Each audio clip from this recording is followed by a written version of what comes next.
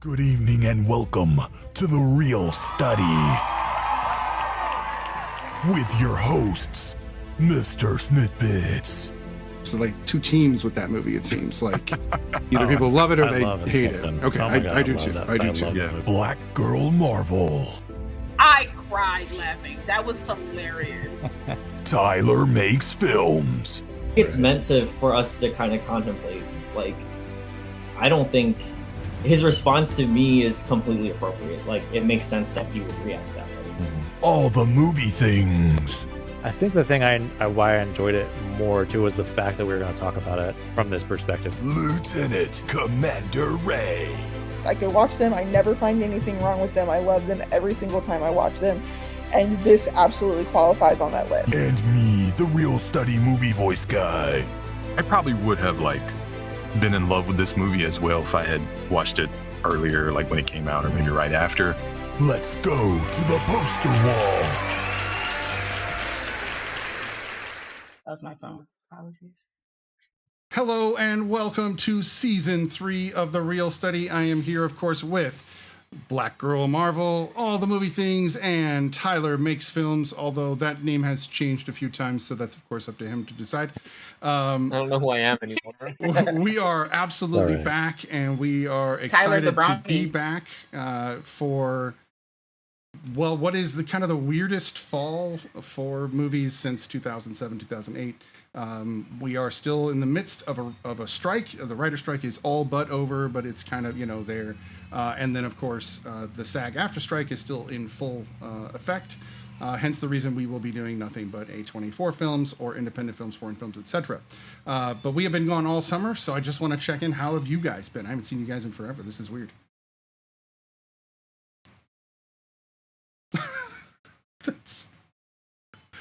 It's exciting.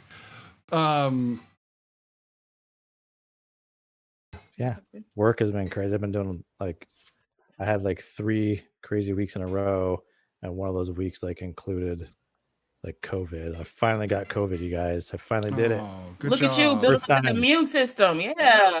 I'll tell you what, the vaccine works. Because I didn't believe I had COVID. I was like, this is what COVID feels like, because I just felt it was super mild. I really? Had to take the test to confirm. Yeah, I was it just felt like I had a cold. It was That's how I felt. I felt like I had a really, really bad cold. Yeah, it was nothing. The vaccine itself was worse. When I got the vaccine, I was oh, were you one of the ones that got sick with the? Yeah, I got. Well, it was I had a really bad migraine and really achy through my whole body. I just was just in bed the whole day. But then when I actually got COVID recently, I was what's everybody complaining about? No, but but no, but it was super mild. But that vaccine was really, working. So, yeah. But yeah, it only lasted 3 days. All right. And then did you lose the smell like they said? No, I didn't lose taste. I didn't lose smell. I didn't lose any of that. It was really just a runny nose, and then I felt tired. That was about it. I would lose my mind if I lost my taste. Oh man, I was wondering too. I was no, I can still taste stuff. That's everything. Yeah. So it was cool. You just experiment with all type of foods. I wonder if I can taste this. Because I love spicy. So. Yeah. Well, wouldn't spicy have a better chance of making it through COVID than probably? Yeah. You would hope. Yeah. Hope. Burn the taste buds into submission. But so now, it's been good watching movies. Tyler, you're living out of California now, right? You're living in. I'm living high. So Tyler is in a whole nother time zone. South. Well, technically, yeah. So we're spanning what, 6 hours now or something like that? Yeah. That's why. Yeah. Where he's at, it's bright and sunny, and where I'm at, it's starting to go, dusk. I guess. Where I'm at, it's pitch black. It's dark. So, we're all over the world at this point, which is great. Actually, and then we all stand up and we walk to each other's, we switch places. We're all right. We're all in the same place. Put my hand over here; it'll come out right back. There it is. That's we're all sitting together. We won't let you guys know that. Yeah. That'd be great. It'd be dope if we was. One day we will be though. Hopefully in Hawaii, maybe. Maybe we could do a pod in Hawaii. Mm-hmm. Season 3.5. 3.5. Mid-season finale. Yeah. I don't know if I could swing Hawaii by December, but hey, we could talk about it. So we do have very little other than our films to talk about tonight because, as we said, the SAG-AFTRA strike is still in full effect. We have an interim, I'm sorry, not an interim, but a tentative agreement with the writers and the AMTPT. Well, PTP. it's no longer tentative. They voted on it. Oh, they did vote. Okay, strike is officially over. Okay. Yeah, it's just the SAG-AFTRA. One strike left, which is still a big strike. Yeah, that's why like late night shows are back and everything. Okay. Oh yeah, and the whole Drew Barrymore like debacle. Yeah, except for the back to Drew Barrymore. Yeah. Man, it's interesting because we ended the show right before the strike was official. So we've really been gone during this whole thing, and so there really hasn't been any movie news because other than the 100 and some odd movies that were greenlit by the SAG-AFTRA union. In fact, I just got reached out to by a company who does have one of those interim agreements, and I will be reviewing another film, the new Nick Cage film. Well, not new, but new that it's coming out this month in the U.S., but it's already been released in a film festival last year. But it's the Western that he's in, so I'll be reviewing that. Very cool. Oh, I thought you were talking about the other 24, the Dream. No, I'm not that cool yet. I'm still working on it. Anyway, so we're also going to be talking a lot more about, you'll hear us talk about Nerd Initiative a little bit because they have wanted to beef up their movie world, and we're kind of going to be a part of that in one way or another. We'll, of course, announce those things as they come. That said, we don't really have movie news. We don't have a pre-review. We did lose Biggie last season, was his last season with us.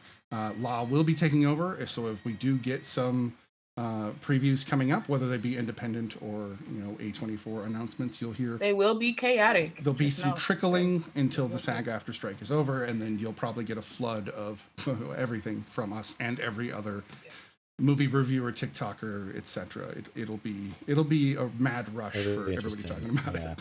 So, but in the meantime, we do have these three films to talk about, and considering the first film on our docket tonight is kind of a special film for one person on this panel, I figure this is a good opportunity to spend some extra time on it. And we've actually got a little extra for this film, and that is Green Room. Our very own All the Movie Things was a production assistant on Green Room and has all sorts of fun stories and behind the scenes stuff to talk about, let alone talk about the film itself. So I say we get started if you guys feel like it. Do it. All right. So being that you were a PA on that film, I'm just going to let you tell us a bit about what that experience is like and tell us what you want to talk about. Oh, wow. So I did watch it. I've seen it a few times, of course, and I did rewatch. It's been a little while since I've seen it. And what's crazy is like watching it. It's such a, as like Tyler, I'm sure too, working on something that you get to see, what you worked on that didn't make it right too.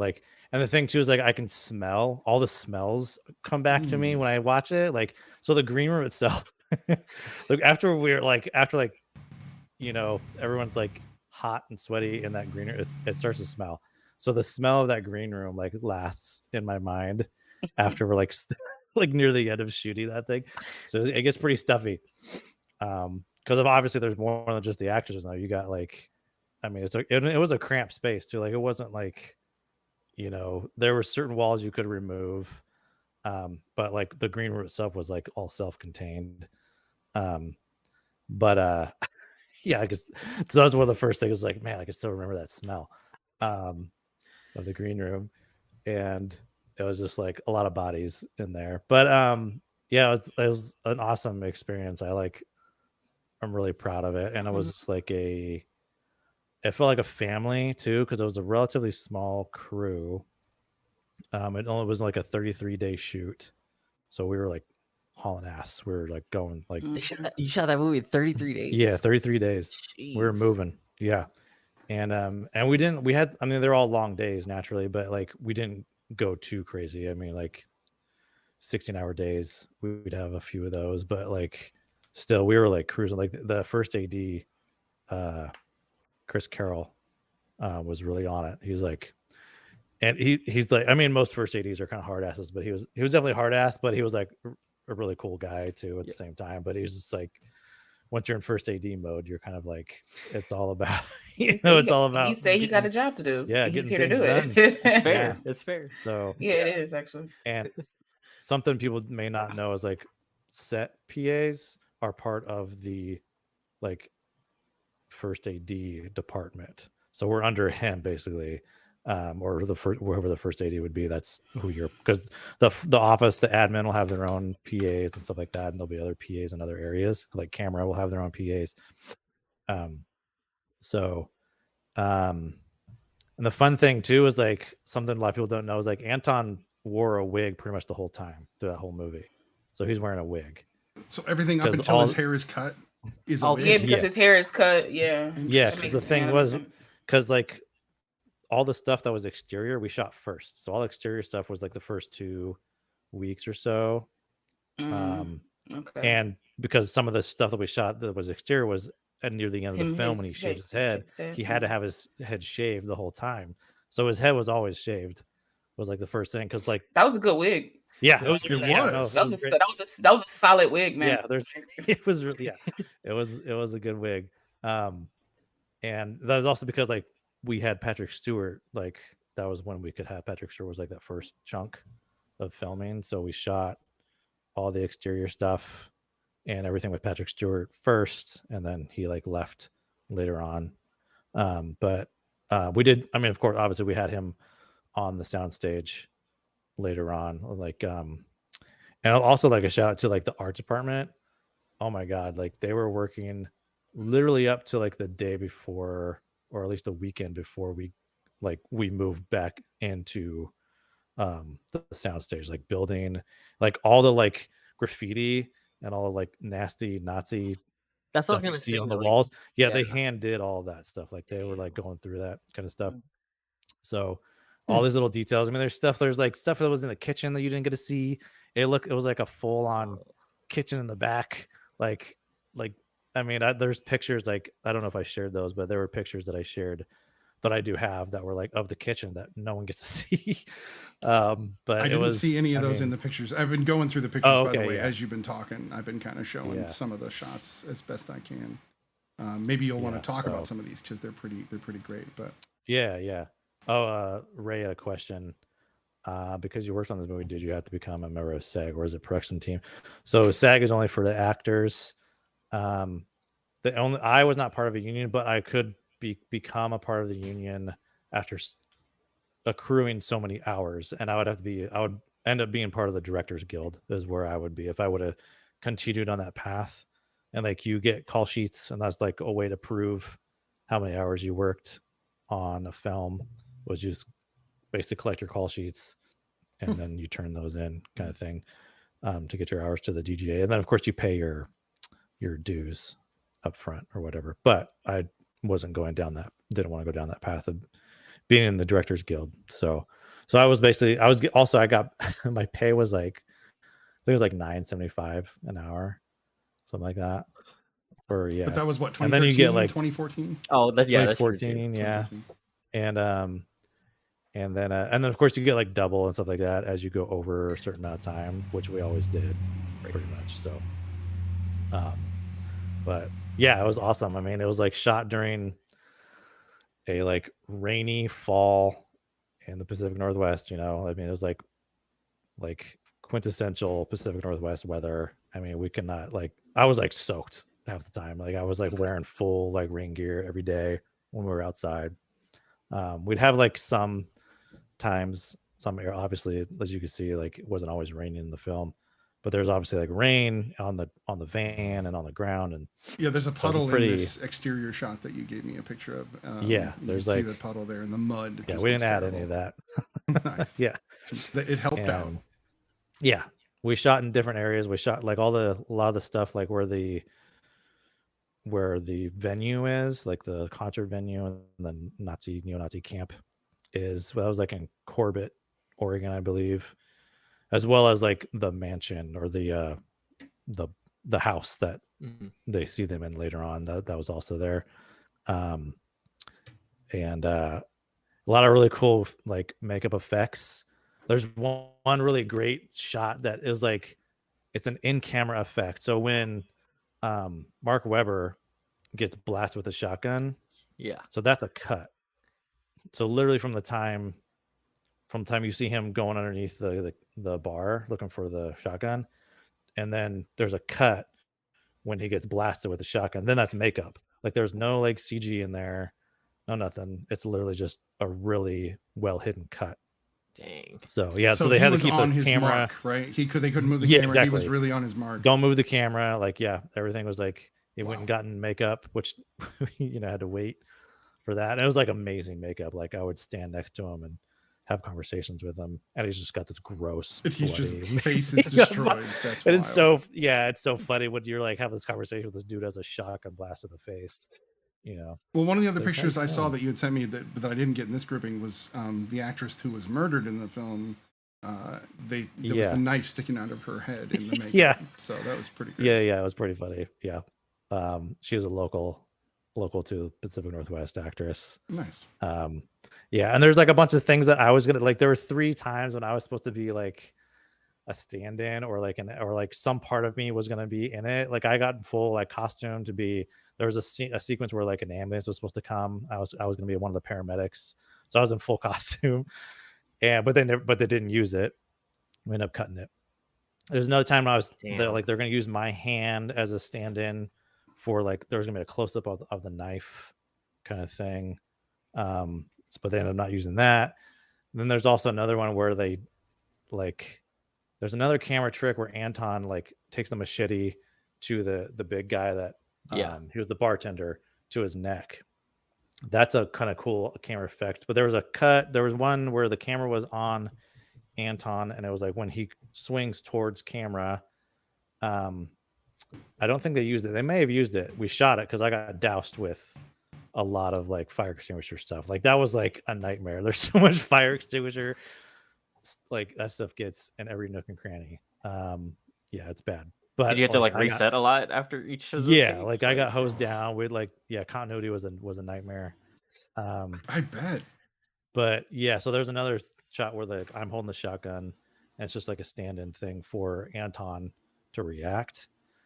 And so you were the like dummy that he got to kill for like a reaction. Yeah, exactly. Basically, he would like go towards me, and then it would be like me with the shotgun just motioning, And I still wore like the actor's shirt and everything, just in case camera caught part of it. Mm-hmm.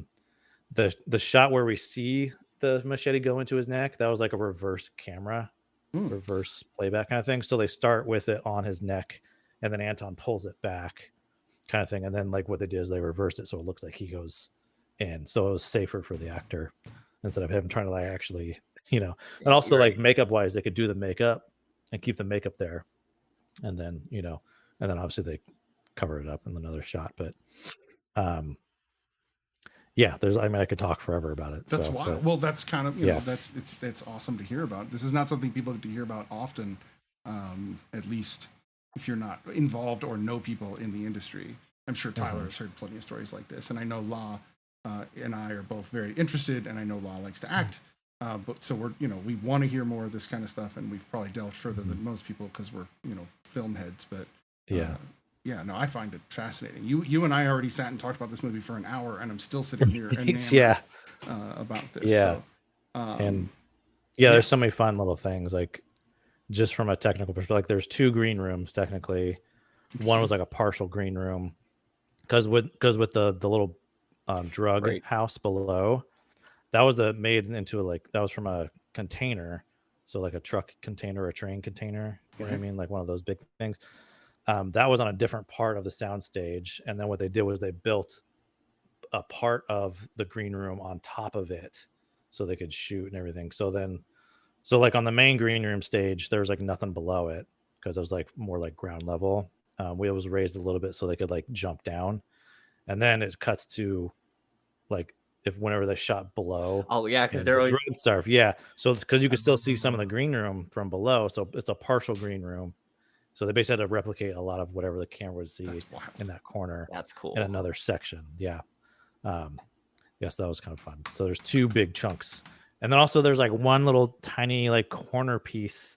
So when like the band Cowcatcher overdoses or whatever on the drugs that we see later on. Like there's a needle in one arm and everything, and that was like just a little like corner piece of set somewhere else on the soundstage that they shot just for that one little thing. Yeah. So like everything else behind the camera is just like open and everything, and there's just like Crafty is over on one side, you know, the rest of the set is like on another side. Like it's just crazy what is like actually behind the camera, you know, right there. And just like lighting was really great. You know the budget on this film? It was about $5 million. Oh, yeah. So pretty low budget. Pretty low. Like, yeah. It was super low. And I think it was one of those films that like, this was definitely an A24 distributed film. Like A24 wasn't a producer on it. Right. So Broad Green and Film Science were the two production companies on it. And like one of them is local. I think Film Science was the local one. I can't remember. But Sean Porter was the DP. He's just really awesome DP. All the stuff in Tad's apartment was shot at night, but it was set during the day. So like all those lights that are coming and blasting in were like set to look like it was daytime. I would have never believed it was anything but daytime. Yeah. They did a great job. And that was we shot in Astoria, of course. That's where like where they meet Tad and everything. That was all in Astoria, classic Oregon film location. Pretty much day one, and a few days after that was like the first few days was in Astoria, kind of going all over. So yeah, that's awesome. Did you help on like G&E team at all, or is that all like no separate? Okay. Yeah, and they're like, I mean, it's all union stuff, so they're very protective of like, union, don't touch like. So here's a question. I would help out with a cable sometimes, but that was about it. If you had gotten one of those 3 instances of you being in the film somehow, one of those 3, right, would you then have had to become part of AG? Okay.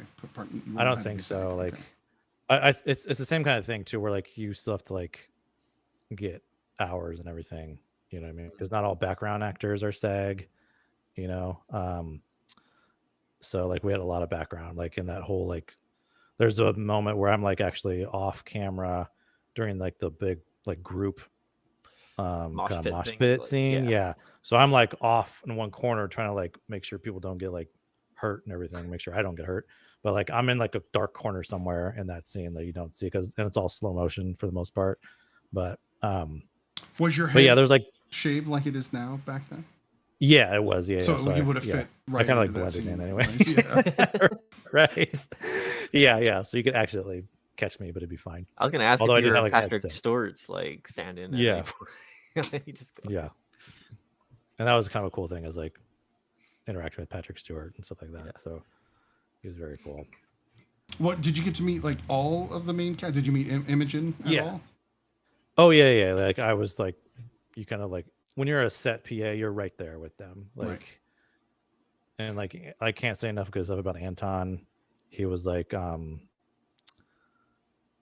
mean, he like makes you feel like you're just another like friend of his or buddy of his. Like he would actually like sit there and listen to you and have like actual conversations with you, even when he's like on set in between setups and stuff like that. There was one moment I really remember where it was very intense. It was when he was getting hacked up with the machete. He had to like maintain this intensity, you know, and be in this place to like, because they shot it multiple times. It wasn't just like one take, you know, and that's all like makeup effects on his arm and everything. But to like be there, so there'd be times when he'd have to like come off a set where they'd have to like do something and reset something. And I would kind of just be there with him and just like make sure people didn't like disturb him. But he like even told me he's like very much appreciated that kind of thing, because it's like, you know, to like stay in that headspace, you kind of have to like not interact with anybody, and you know, so that was kind of a cool moment that, you know, I just kind of like working with actors myself and in like smaller aspects, I kind of understood that. So it was kind of cool to like be there and like, but like he's just like a regular guy though. Like he was like we had multiple rap parties for some reason, but like the first rap party he was like, I mean he was like, you know, he smoked weed and stuff like that. So he was like, you know, super relaxed at our first rap parties, but it was super, yeah, he was just like but you wouldn't really know. Like, he just like told me. So as a PA in your situation like that, because I'm sure this happens with PAs kind of across the board, you're almost like that actor's guard of their craft. You're keeping people away from them so they can stay in the headspace, so they can stay where they need to stay. Because he had to be frightened a lot during this movie. Like, he had to be like flipped out of his lid through half of this movie, and then the other half he had to become this like regimented. And then he's character. like exhausted throughout the rest of it, right? Because he's like, because he's lost blood, and like, that's just an intense situation. And that's just one element. Really, like a production assistant is, I mean, does everything. Like, really, it's just all about like anticipating things. Like, that's why it helps to be on a set as much as possible, so you can anticipate more things, because you've been on, because you have that experience. And I had been on like everything culminated into like this experience, all the experience I had leading up to this.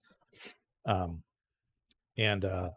it's not just like locking up sets and stuff like that, but it's also just anticipating the needs of the first AD, the needs of the actors, the needs of really anyone, even sound department sometimes, So it's just really like keeping your head on a swivel, paying attention, and just staying focused, and being there. So and that's just one element. Like, it's not, you're not always like there with the actors. Sure. A lot of times you're like somewhere else, like working with background actors. I had to work a lot with them and like kind of direct them at certain points, because you get like a cue in your headset, and then you can direct certain and kind of spread out the background and sprinkle them throughout the set kind of thing, So and a lot of times it's like making sure people shut the hell up, while they're rolling, because the funny thing is, you'd think people would know, but people are still like chatting like quietly. But the thing is, even though you're whispering, they can hear that. Like, because there'd be times when like the first AD would like radio in, it's like, tell them to shut the fuck up out there. So yeah. Oh, that's so it's great. like, hey, we're rolling. So we do this, we're rolling. Shut the fuck up. So so it's a lot of everything. I would love to go through these screenshots with you. They're not in any particular order, so I'm sure you're watching, so you'll see them pop up. So I'm just going to switch over to them here. And I've shown some of these already, but you can say as little or as much about each one as you want, and we can then, because I have a question about a couple of these. So go ahead. Yeah. So this was like in Corbett. So the only part that's actually real is like the main off to the right. That's like the owner's work shed or whatever, or garage.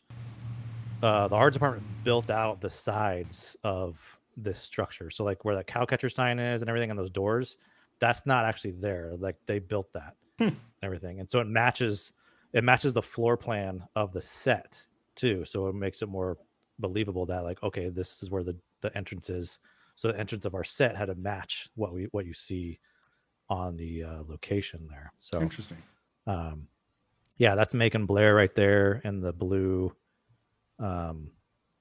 jacket there. This is in Astoria. So this is like one of the scenes where they first where they're talking to Tad in his like apartment area.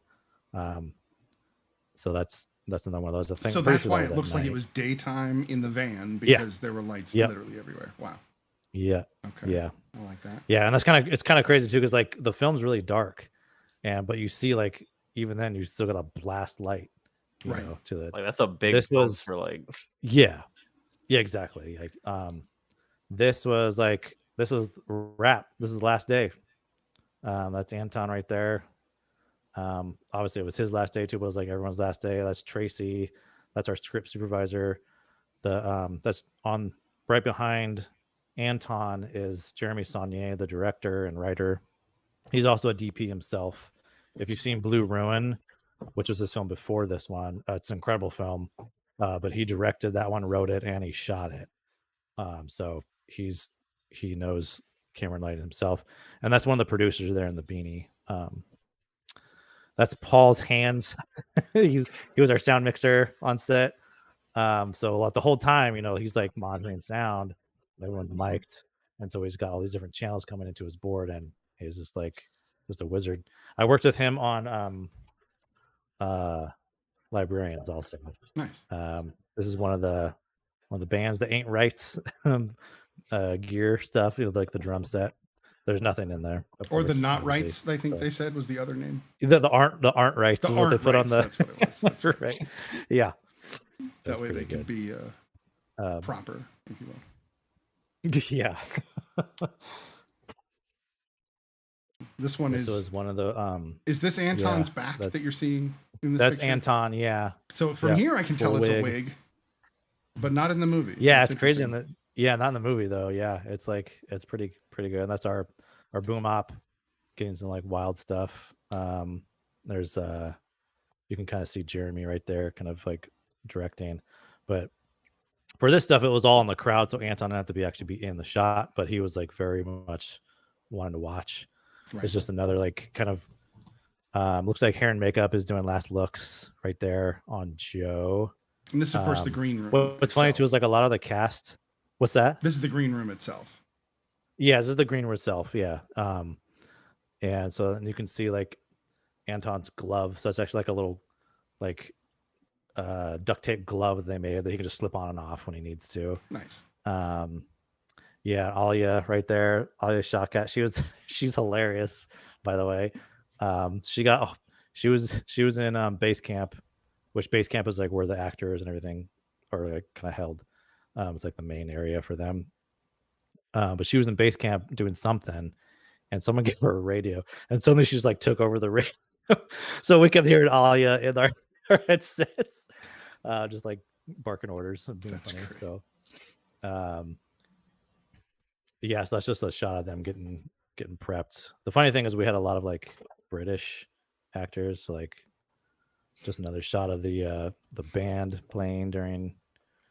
I was looking at this, the boom operator's forearms, and oh my lord! Yeah, this man has to be dying. Yeah, like my back. He's doing every position. Like this has to be one of the hardest jobs in movies. Like, period. It's tough. Like I've done it on like a TV show before, like a really terrible satellite TV show. It was like a World War II TV show, and it was shot in Portland. I'm like, what? There's nothing important that's World War II. But yeah, it was like a super low budget. We had a what was it? A balloon landed here or something? And that's about the only Oregon association to World War II. Right. So yeah, I've done it for a little bit, and it's like, yeah, it's a lot of your shoulders too. Yeah. But it's fine. This is that's why you got the guy being like, hey, shut the fuck up. Yeah, right? It's like I gotta like, yeah, the longer I'm up here. Yeah, and then this is at the Hollywood Theater for the cast and crew screening. It felt like forever too, because we had wrapped like a while before I actually got to see it. So but yeah, it was great to like see everybody. This would be like the last time that I would see Anton before he would pass. That's just the classic marquee of the historic Hollywood Theater here in Portland. I've actually had like my own short film screen at the Art Institute of Portland. We would screen our short films there. That's awesome for like the graduating class and everything. So, but yeah, that's another. I love this shot just because like Jeremy's super focused. We used the hell out of this like contraption. It was really big, but it like got some really awesome shots, and they just really use it for everything. There's one specific shot that was really hard to get where it was like in the van, and they're like searching in the van with Patrick Stewart, and they start in like I believe it starts from the passenger seat, and then they kind of like move on and go. It was all like one shot, but it was like a lot of like going in and out and like moving around, but then there's no cuts with it. But they used that big hunk rig. It was like, wow.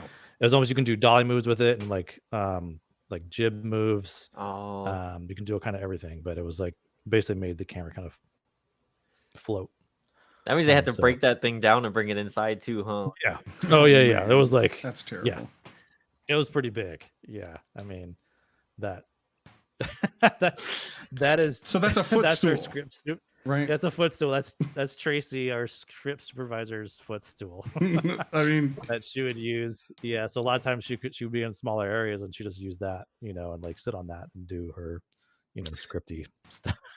fits She's for the brought that film with her in everywhere. a weird Yeah. way. Oh yeah, totally. It's like, yeah, she's had it forever. She's awesome. But and then we got two more here. Looks like a camera view. yeah, so I got a shot of the monitor, and this is when Mark right there, you see Mark Webber off to the left there. He's the one that gets the shotgun blast. He was in Scott Pilgrim, right? Yeah, he's in Scott Pilgrim. Yeah. But he's a really great guy. And we only had 2 doors. So they busted. So when they're trying to break in, initially, like they broke in a little too much and literally broke a hole because the door wasn't opening because it was locked too hard or something like that. And so they busted a hole literally through the door.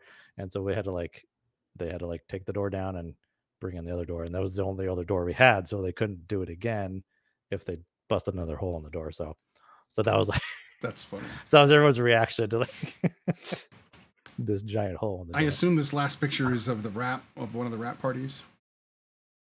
Yeah, well, that was actually on set. So we had wrapped. So we were just like everything was already. So this was like after that shot of Anton and everyone that you saw. Okay, that was in like the drug bunker. Yeah. So this is just everyone hanging out. That's our medic, our set medic in the foreground there. She's awesome. Nice. Yeah, I mean that's a really great group of people. I mean. Like it was for how dark the film is, it was like there's so much fun. Like everyone's like laughing and like just having a good time and really enjoyed each other's company. I think so. It was a really, if like every set experience was like that, I think it would be a lot better place. But like not every set experience, even for me, was not like that. So, but yeah, it was great. We do appreciate you sharing all of your experiences. Now we're going to talk about the film. So if we destroy the film you worked so hard on, I apologize. I'm kidding, of course. I know it's kind of weird for me to be like, how am I going to rate this movie other than like a 10? Like, but that's the thing. Your scale is yours. That's how the real study works. Everybody's scale is their own. And if you worked on a film and it's a 10 because you worked on it, then that is the reality. So no worries. Right. Who has seen this film before this time of putting it on the real study? Because I had seen it obviously when it came out. You saw it as well. When it came out. out. Was this your first viewing of Green Room? Oh. Okay. Well, then that means we have to start with La because that's kind of the tradition. So, La, what do you think of Green Room with production assistant Brian? Was responsible for everything. This movie's brilliant because of him. I'm kidding, of course. You obviously did a good job at what you did, but it took a lot of people to make this film. So, yeah, it did. Yeah. Go ahead. Let me say what I like first. That's what I'll do. I'll say what I like first. So I thought all the acting was great. It's always sad to see Anton because like I mean his career was going to be like it's weird how things work.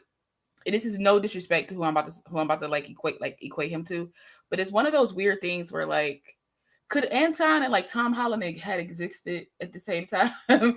Because I feel like Tom Holland is like a direct, like somebody was like, we need somebody to like Anton Yelchin. And that's not knocking Tom Holland's like, talent because he is talented, but it's just weird to me how that kind of works. Cause they kind of look similar.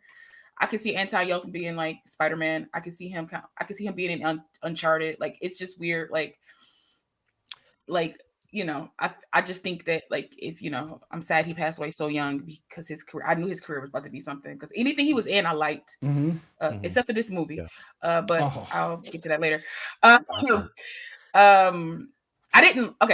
say this. I didn't like 100% dislike it. For me, the pacing was like, it felt like a 2-hour movie and it was only supposed to be an hour and 35-minute film. It felt very long to me. I will say this, they acted the hell out of this film because I was like, it was very intense. You could see, what's the name of Anton's character? Start with a J. Is it Pat? It's Pat. Is it Pat? It's Pat. Pat, yeah. It's Pat. Okay.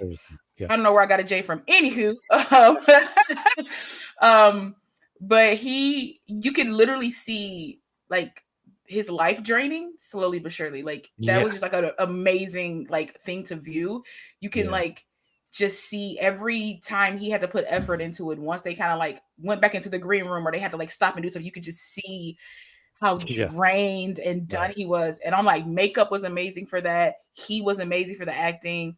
We had an Academy Award nominated makeup artist on that. Like, it shows, like it really, really shows. And so it's like the makeup with his acting was like amazing.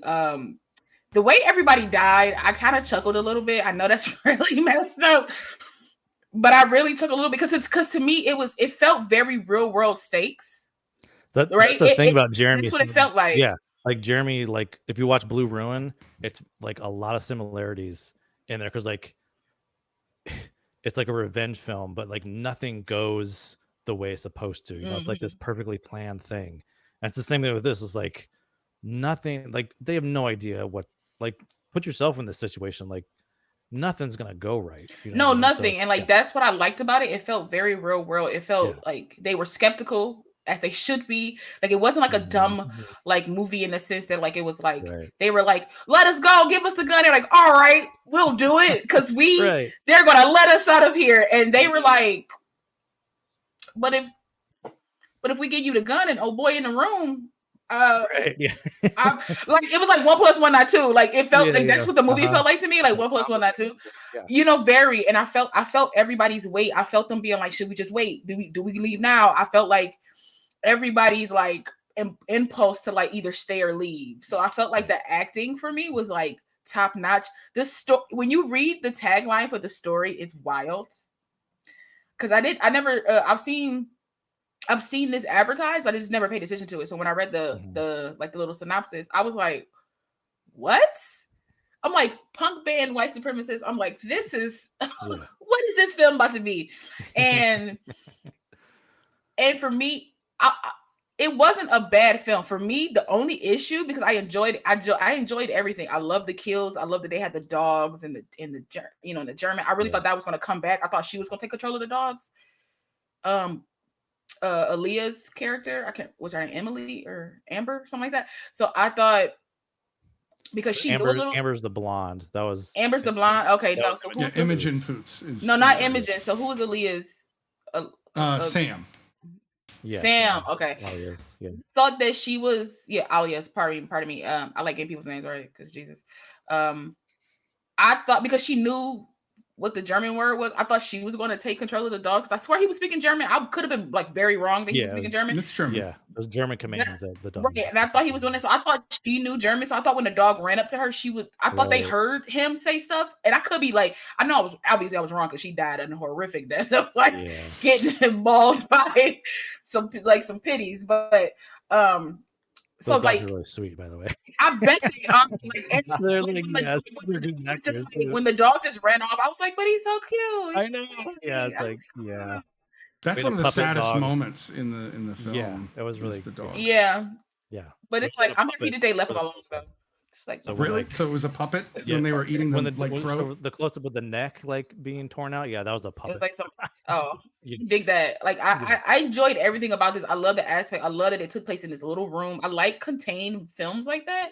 It's kind of like a bottle episode, but like for film. So I like when they do stuff like that. It's like so much fun to watch that because it's like how you gonna get out of this room without dying. It's also a great lesson just in filmmaking, like especially like low budget filmmaking. If you want, you don't need a whole bunch of stuff in space. Yep. Yeah, exactly. Yeah. You know, a decent story will carry whatever else is around in this room. You know, and I love that it was like in this room.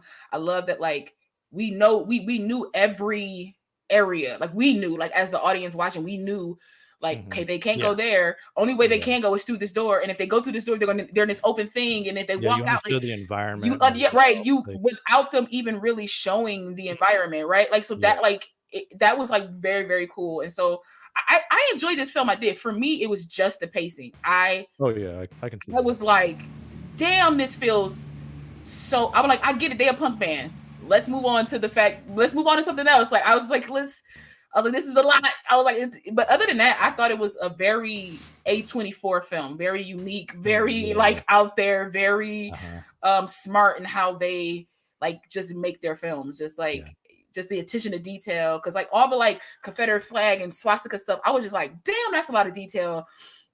in this room and stuff that people didn't even see either, which is just and that's me. I'm always like, I'm watching stuff and then I'm like, ooh, actors, and then I'm like, what's that in the background? I'm like, that's wild. Like I'm just looking at everything. We literally had 2 like video game consoles, cool video game arcades in the corner of that venue that you never even see, and they were working video games. Like people would play them in between setups and some place video games. What games? You like didn't even see them in the movie, but they were there. Like, yeah. Do you remember the games? So, yeah. Oh no, I don't remember the games. I have a shot of one of the Genie guys playing it, but I can't remember what the games were. But they're like definitely old school like arcade games. Nice. Yeah. Nice.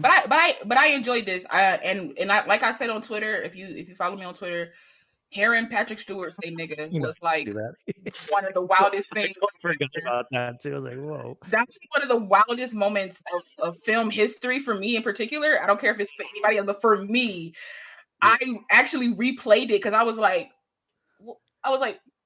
did he say what I think he said? So I just pushed it back because I wanted to see if it was with an A or an ER because I wasn't sure which one he said. So I went back and I went back and instead of, because I have captions on a lot because you lose a lot in translation most of the time. So I always use captions. Yeah. And so I had the captions on and I was like, I can't look at the captions because sometimes when you see the word, that's what you hear them say. And I was like, I was like, no. So I went back and he was like, right when he was about to say it, I turned my head and I was like, he said nigga, and I was like, Sir Patrick. I said, like Mr. Stewart. I mean, it's weird. If you want to subvert expectations, you take Jean-Luc Picard and you make him a Nazi leader. Like it totally works. Yes, it definitely subverts. He literally said, "Make it so." So it happens, and listen, like to me, in the context of a film, nothing that never bothers me in the context of a film. Except when it's Quentin Tarantino. That's different. We agree with that. Agreed. It's like after the 15th, 100th time, it sounds like a slur. I'm just saying, like it just sounds like a slur. But just hear him say that, I was like, huh. I was like, well, that was.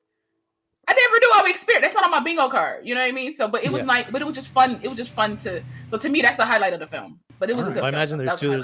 And I replied to I imagine that's for Jeremy, the director. Mm-hmm. That's like a career highlight for him too. Is like, guys, I got Patrick Stewart. Right. Say the N-word. N-word. I know, right? More than one Nazi. Right? That made him neo-Nazi. Like that was just so much to make somebody that's so beloved. Like not only he a neo-Nazi, but he's saying the N-word, and he's just like he's just a downright terrible person. Which honestly, I always love him in roles like that because he's quite menacing without having to do much. Well, and I'm like, that's an amazing actor. First time I ever saw him as a bad guy was Conspiracy Theory, which really threw me off. And I was like, whoa, he's bad. How? And it's funny because if you go to his before he played Jean-Luc, he played a variety of roles. Like he did some bad guys, he did some good guys. He hadn't been pigeonholed. But as soon as he got Professor X and Jean-Luc, that was it. Like he was stuck in those. Tyler, what did you think of Green Room? I'm not just saying this because Ryan, you were like, this is only my second time watching it since when it came out, and like I was like, man, is this movie about to make its way onto my Letterboxd like top 4 possibly? Because it's just so well, the way it's like put together. Like last night, I was like, man, why did I not? It's so crazy how I waited all this time to watch it again and like notice all these details. Yeah. But the whole like punks versus like these neo-Nazis or whatever, and like when you think about like punk bands and stuff, especially the way they set it up at the beginning, you're like, oh, these rowdy like these punk people, like they're, and they weren't. I love that too.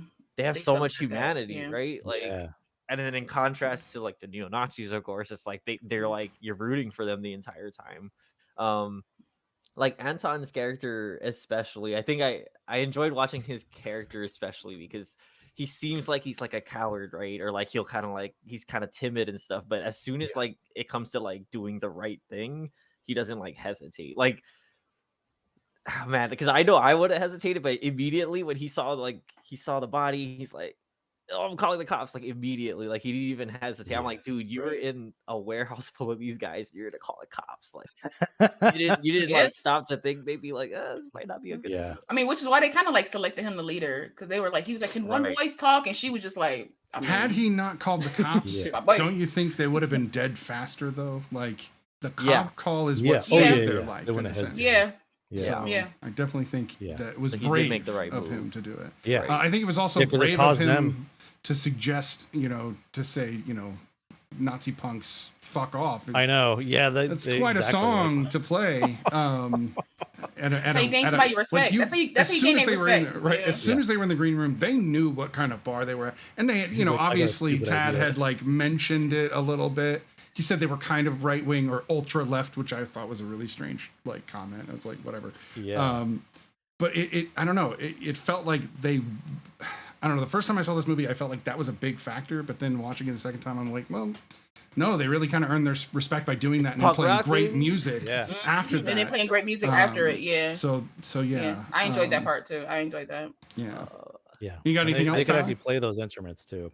Nice. Yeah, I love the look of it. Oh, and I noticed it this time around, like the use of like the lack of music, like because I think for me, music, anytime music plays, it's for comfort, right? It's like it like.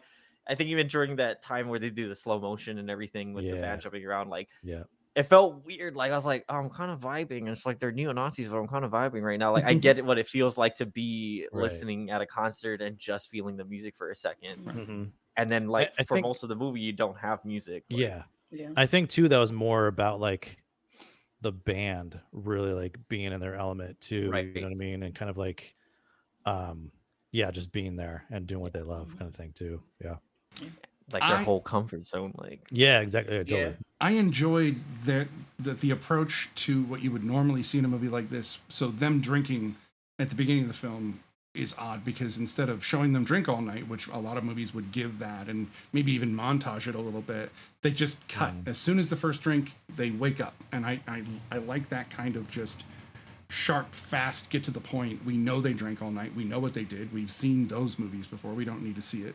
And then at the moment where Tyler's talking about where they're grooving, they changed to classical, which I thought was a very interesting approach to showing a different type of music, almost showing it like it's kind of what you were saying, Tyler, but the whole idea of them playing the music for this group is there's a vibe between the audience and the band. And that's in itself kind of an orchestra and kind of its own type of music, regardless of the fact that they're half neo-Nazis in the crowd. And it's exactly what I was like talking about earlier with like, you look at like this punk band on the face, like, oh, like rowdy and everything, but like underneath, and that's why I like the classical music. It's like, but underneath there's like that the humanity part of right. them. And artists, at a core. Music. Right. I had to listen to the punk music with subtitles because I never understand punk. I can't understand what they're saying in almost all punk. So it was nice. My wife says box cutter to the stomach is my Roman Empire. If you guys obviously been on TikTok. Man. That's something I did want to bring up.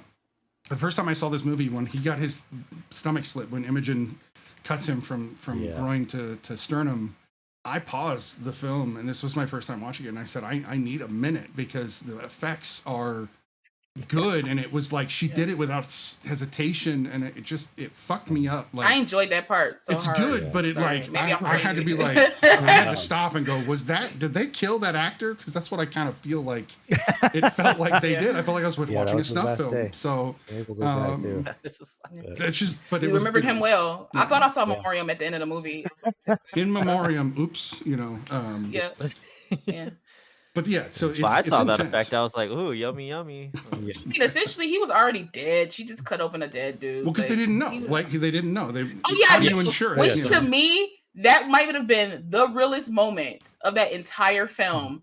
Is that she's like, he's out, and then he was out, and he's like, I was like, you never see that. Right. No, totally. Films. It's like, how do you? It's always the person is just always on point, click. It's been 10, that guy was on seconds. Point too, right? Like that character was definitely badass. He knew to. I don't know. He knew exactly, but it's like that might have been the first time he actually choked somebody out in real life. Like he had to choke out, and I love that moment. You don't see. It feels like sometimes you see the 50th time somebody chokes somebody else, and they know how to do it. The fact that he couldn't quite get it, and then he just happened to kill the guy. Much bigger than him. I love that so much. Harder to do. He was. Like, that's harder that's something to do. They teach you in the Army. I'm sure they taught you in the Navy too. Yeah. How they didn't teach you that. Okay, so in the Army, they absolutely taught us that move. Weapons. What? Yeah. No, we shot empty rifles that were like hooked up to computers, and it was all about being precise and the form and like getting proper form. Never shot live fire rounds. There were a ton of like 18-year-olds in my platoon. They changed that since I was in. I was going to say they gave us real ammo, and there was a big Army's rule about up and down, right. Up and down field. Like that was the rule because we didn't want to shoot each other, and there were idiots out there not up and down field, and the drill sergeants were all up their ass about we're going to kick your ass for pointing a real gun with weapon. You know, what's funny is none of them had bullets until we got to the shooting range. Then they'd hand out the magazines, but we fired real bullets. I guess that's the Army for you. They're on the ground, so it makes sense. And the Marines, I'm sure they give them more ammo. Like, here's some extra. Keep shooting. Anyway, it was interesting, but that aside, even the poster for this movie is it's subtle, but it's very powerful. Is that actually? It kind of looks Scott Pilgrim-ish, though. It looks Scott Pilgrim-ish. It does, but of course, all green. Just green, you know. Yeah. That's what I was gonna say. This movie is Scott Pilgrim, but like not fun and like bleak. Scott Pilgrim. No, honestly, it's Scott Pilgrim, like a dark version of like Scott Pilgrim. If it was actually brought to the real world, like instead of it being like in its own like video game world, if it was brought to the real world, this would be Scott Pilgrim. Yeah. For sure. So I can see that. Now I want to see Michael Cera in Green Room. I'm here. I'm kind of here for it. Just get along. Yeah. This definitely is a 3-act film because it definitely has the like meet the band in the green room, and then post green room. But that middle act is kind of the long chunk, right? It's a big chunk. But I think Anton, once he gets his arm cut, like even like you were mentioning the way that he kind of talks, kind of almost scared, like the way that he's talking to Patrick Stewart's character is he's timid. He's like, we don't believe you with the police, man. Like he's got that like kind of. He's like, that's what concerns us. Right. That was right. Yeah. Concerns us. Right. Which is very real response, right? Yeah. But then I kind of go back to what La was saying. It almost feels like every time they came back to the green room, it was a video game, and they like got their hit points back, and then they could go out again. Is what it felt like. Exactly. Yeah, to like regroup. Regroup and come back. But I also like that because I've liked the fact that like that room not only like was a problem for them, it also saved them in a way. So like that was a nice like way to look at the film. It was just like, okay, we got to go back to the room because like we can't get out. I mean, they can get in, but like we'll know. But it's like you can't like. And so I like that. I like that. That room became like their solace, but it was also like their purgatory at the same time. So it's kind of like a real green room after you.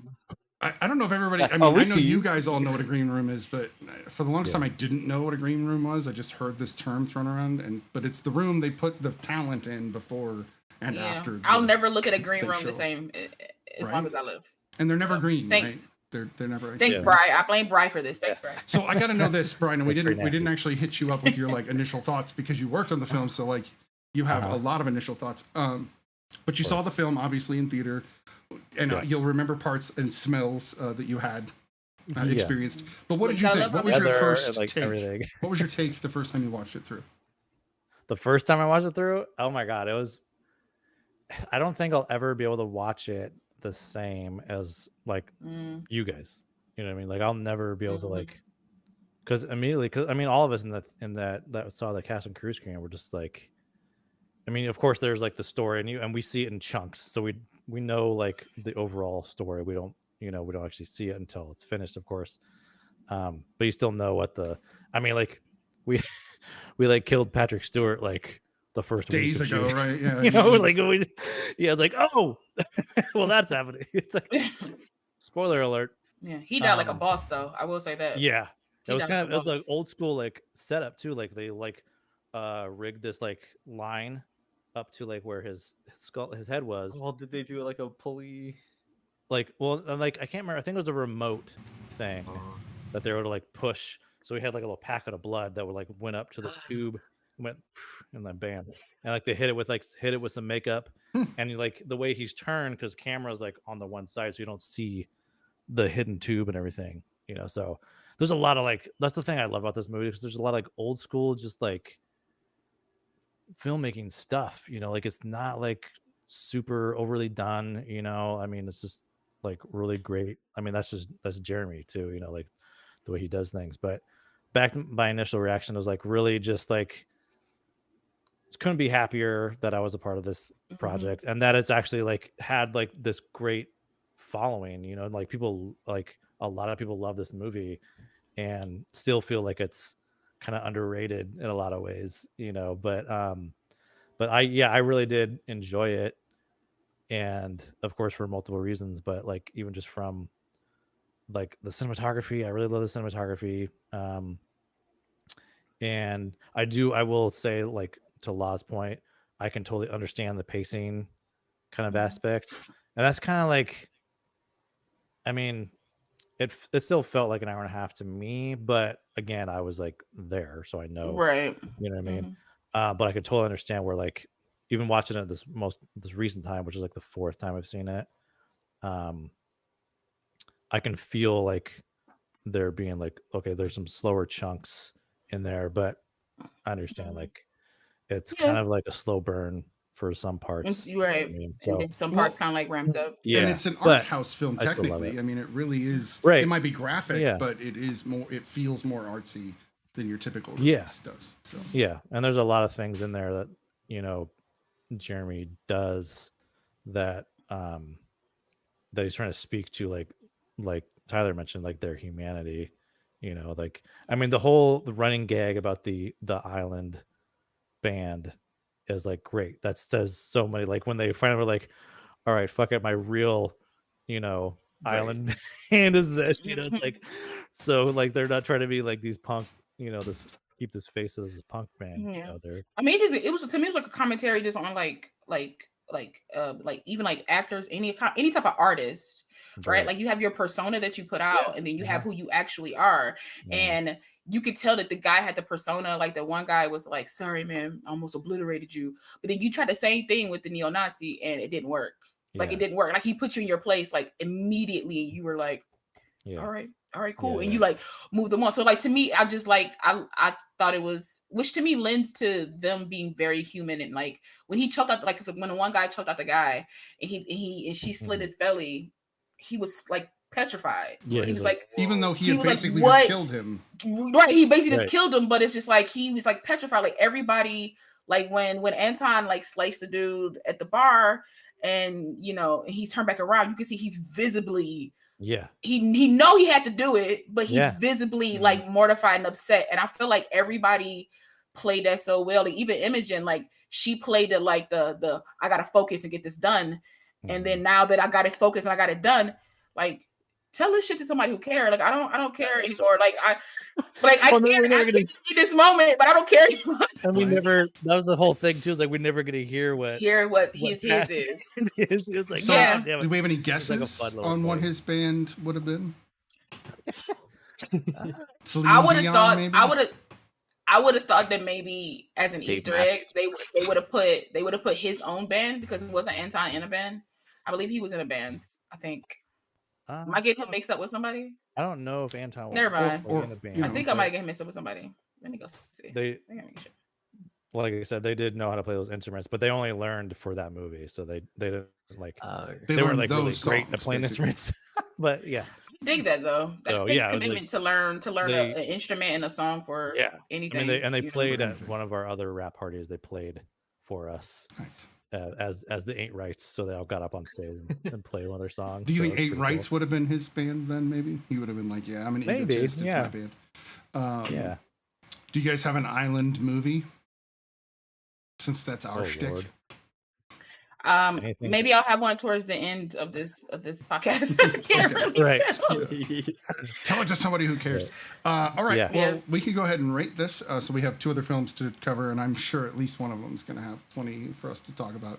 Yes, I was right. He played for a punk band. He used to play for a punk band called the Hammerheads. Oh, okay. So that would have been great. So I was like, that would have been a cool little Easter egg. I knew I wasn't crazy. I am, but still. Yeah, it would be the Hammerheads.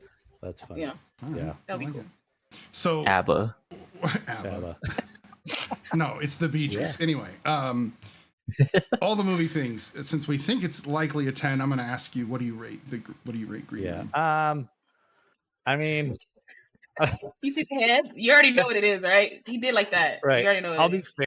I'll give it 9.5. All right. How about that? I ain't mad at that. We all know it's a 10, bro. If you had been the guy in the background, it'd be a 10, right? There's the point. Yeah, if I would have, I know I had all these moments, but like, yeah, I even got the little tattoo on my hand. Like they drew a little tattoo that matched the lead singer of Cowcatcher. Oh wow! He had a little tattoo on his hand right here, and they even did that for me in makeup, but never got used. Anyway. They drew on you for no reason. Anyway. I know. How about you? All that fire extinguisher for no reason. Right. Fuck yeah! I'm gonna give it 10 machetes, bro. 10 machetes. I'm sorry. Like I no. Box cutters works. 10 box cutters works. I dig that. Tyler, every time we do a movie, you gotta find something for the movie to equate that to. So you gotta be like, I give it 7. I was thinking about it the whole time. I was like, I can't be like 10 swastikas. Like that's no, like, not at all. Terrible. You know, like I give it 7 lighthouses or something. I don't know. Right. You got to do something every movie. That's your thing now. That's your thing. I'm making that for you. Your thing. You got it. We got it. You have a thing. It's a thing. What about you, Sniddy? What do you rate it? So my ratings do tend to go based upon a lot of rewatchability. This movie is rewatchable, but it's not one I'm like racing to rewatch because it is heavy in its everything is very heavy about this movie. So I'm gonna give it a 9. I think this is a solid film. I think everybody should watch it if you can handle the topic and the gore. Obviously, Ray was going to be here because Ray is now officially part of the Real Study and a host. But during the spooky movies, you know, we kind of So we'll you know some gore. Right. If the SAG-AFTRA strike ends before Halloween, her and I have already talked about maybe doing a family-friendly spooky night, and we can which is cool, go into like Haunted Mansion and some other stuff. So that'd be cool. Yeah, that'd be cool. We'll get into that. Coraline. Gotta ask her about that one, because that's a little dork. A 9. How about you, BlackGirlMarvel?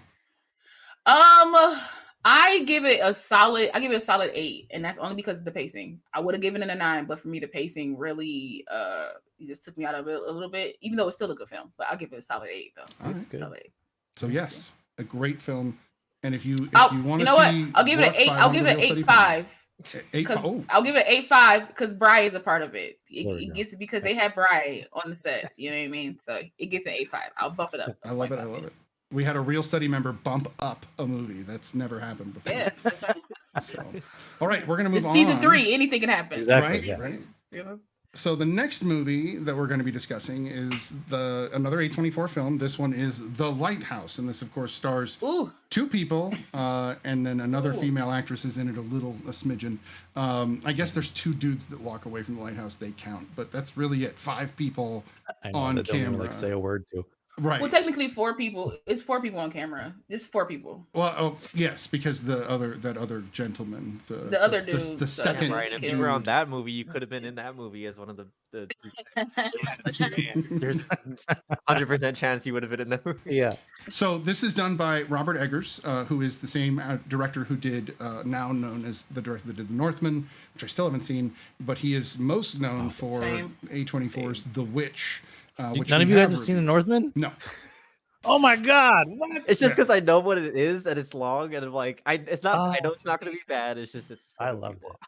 And I it's not on my watch list. It absolutely is. But when it comes to his film style, because Eggers has a very, very particular film style, I like to take it in bits. This, to me, is not the movie I thought it was, but it's still kind of what I thought it would be. In a way, I don't know how to explain it. Who was the first time? This was my first The Lighthouse. Okay. How about you guys? Nice. Law's first The Lighthouse. How about you, Tyler? My second. Second? My second. Fourth time. Fourth? Okay. Really? Nice. See, I had a feeling because this fits kind of like in the same vein in a way as Green Knight, as the way A24 films go. Yeah. And I have a feeling, knowing that, how Law is likely going to feel about this. So I guess since this was my first, I will go into what I think. Go ahead. Go ahead. So I think both of these actors are phenomenal, and anything Willem Dafoe is in, I'm likely going to be interested. I'll at least take a look, right? Because he's just phenomenal.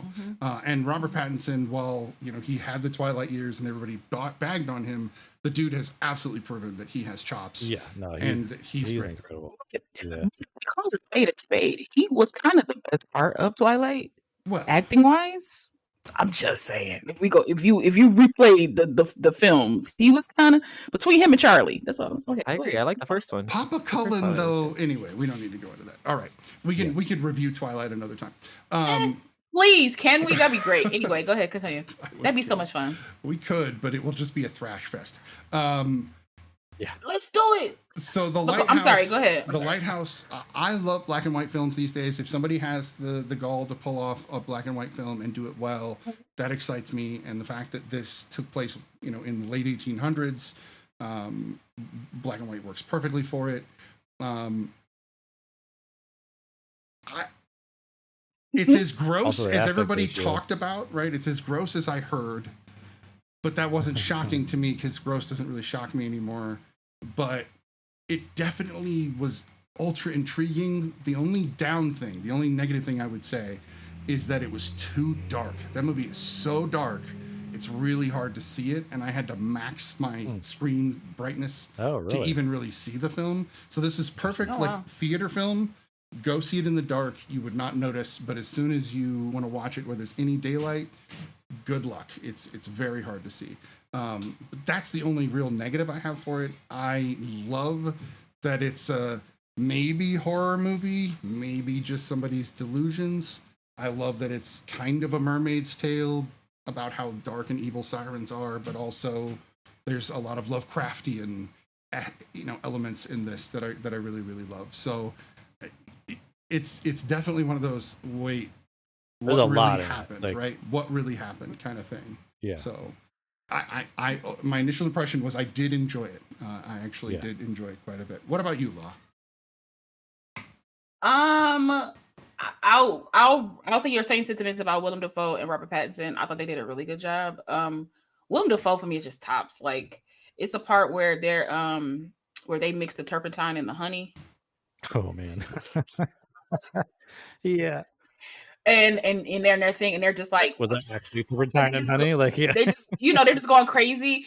And I can tell that Willem Dafoe did something that I don't think they kind of like rehearsed, and he like grabbed Robert Pattinson, and the way he grabbed him, I was like, that was just such a great choice. And that's how I look at stuff now, because like I'm like taking acting classes again and like trying to just keep everything fresh and stuff, and it's like I'm really thinking about my choices as an actor now. So like now when I watch actors do something, I'm like, because everything isn't directed in a sense where the director is telling you like, do this, do this, do this. It is like that, but they also kind of like give you kind of like free reign to do things. They're like, we need you to be here and do this. And when I see actors make choices, it just, I don't know, it pumps me up, because I'm like, I can do that. Like, it just makes me like feel good. And when I see Willem Dafoe, he makes such like amazing, like grandiose choices, but they fit like little, like they don't look that big in the moment. They look like they just look correct. You know what I mean? Which, a choice is a choice.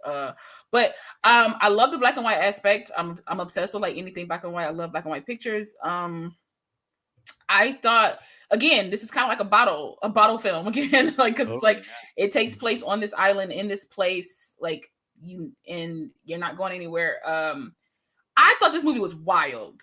I remember this being advertised, but I don't remember anything about it. I never like looked into it. I was just like, okay. How do you market this movie though? You know what I mean? That's what I'm saying. How do you market this movie?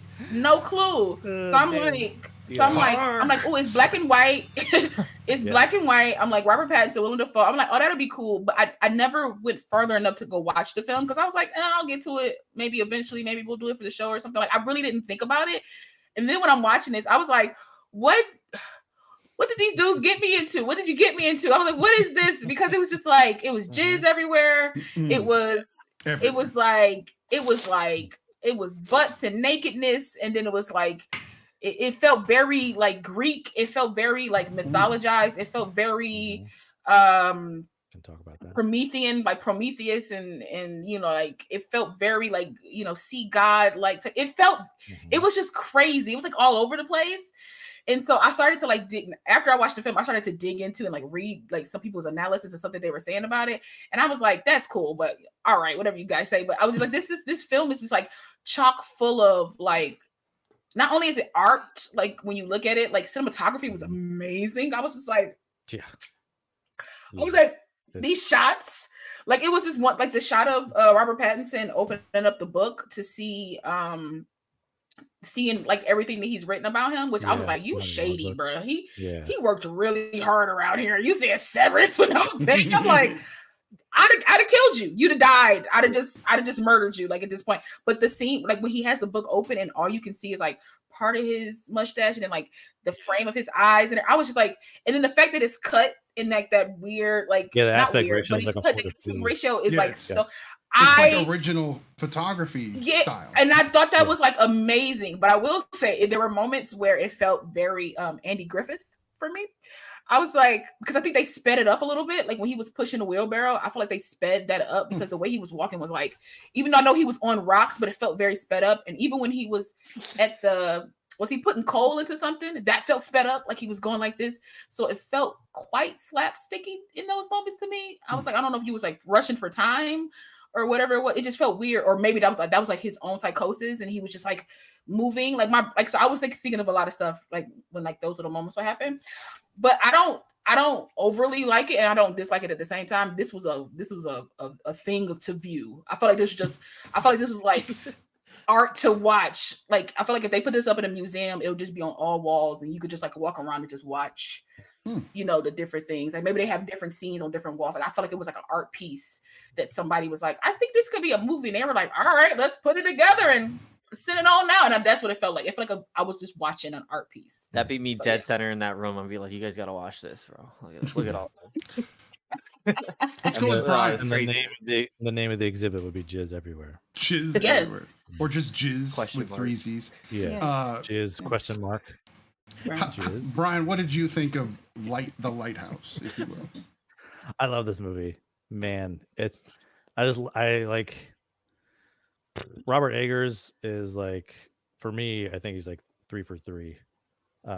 He's pretty great. I gotta watch it. And the thing is, like, this is one of those movies that you can like watch and you're gonna get something different every single time. Like you can like, there's so much analysis you could do this movie. Even this is like the first time I watched it, I was just like, a lot like Law. Actually, I was just like, what the fuck is this movie? Like, god damn, I can't believe they made this movie. Like, it's so just out there, and like it's funny in parts, but also like, and like you feel like this like claustrophobia, which I love. I feel like the aspect ratio really lends to the claustrophobic feeling, you know, because that lighthouse and everything around it is just, it's a small space anyway, and then you got this like tight aspect ratio, and then the black and white adds to it too. So you really feel that. That's what I felt the first time I watched it. And then this time around, you know, I'm picking up on all the like a lot more of the myth and mythology in there. Just everything is trying to say, I mean, and a lot nailed it too with like, there's some Promethean stuff in there. There's another Greek mythological character that is like, so Prometheus is represented by Robert Pattinson. And then the like sea god obviously is Willem Dafoe, you know, and everything. So another thing is I love he could the be dialogue. Proteus. He could be his father. Proteus is because like a father-son dynamic. It was like Proteus and Prometheus. It was kind of weird. And there's like moments like at the very end when we see like is a very Promethean thing that we see at the very end. He's getting his body eaten up by the seagulls and stuff. Because that whole thing was like Zeus did to Prometheus was like he made it so his like liver would grow back after a day, so he could feel that torture again.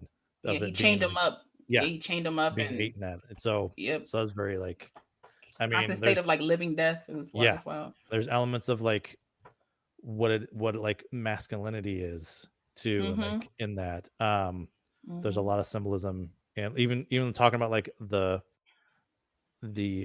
lighthouse itself is a very phallus looking thing. So it was a lot of stuff in there, like homoeroticism. It was like they had moments where like, you know, it was a lot of that. It crossed all type of boundaries and intermingled stuff. It was pretty dope. Yeah, it's incredible. I mean, like I love their dialogue. I mean, like it feels like Willem Dafoe like went out and became a sailor, like an old school sailor before he did his movie.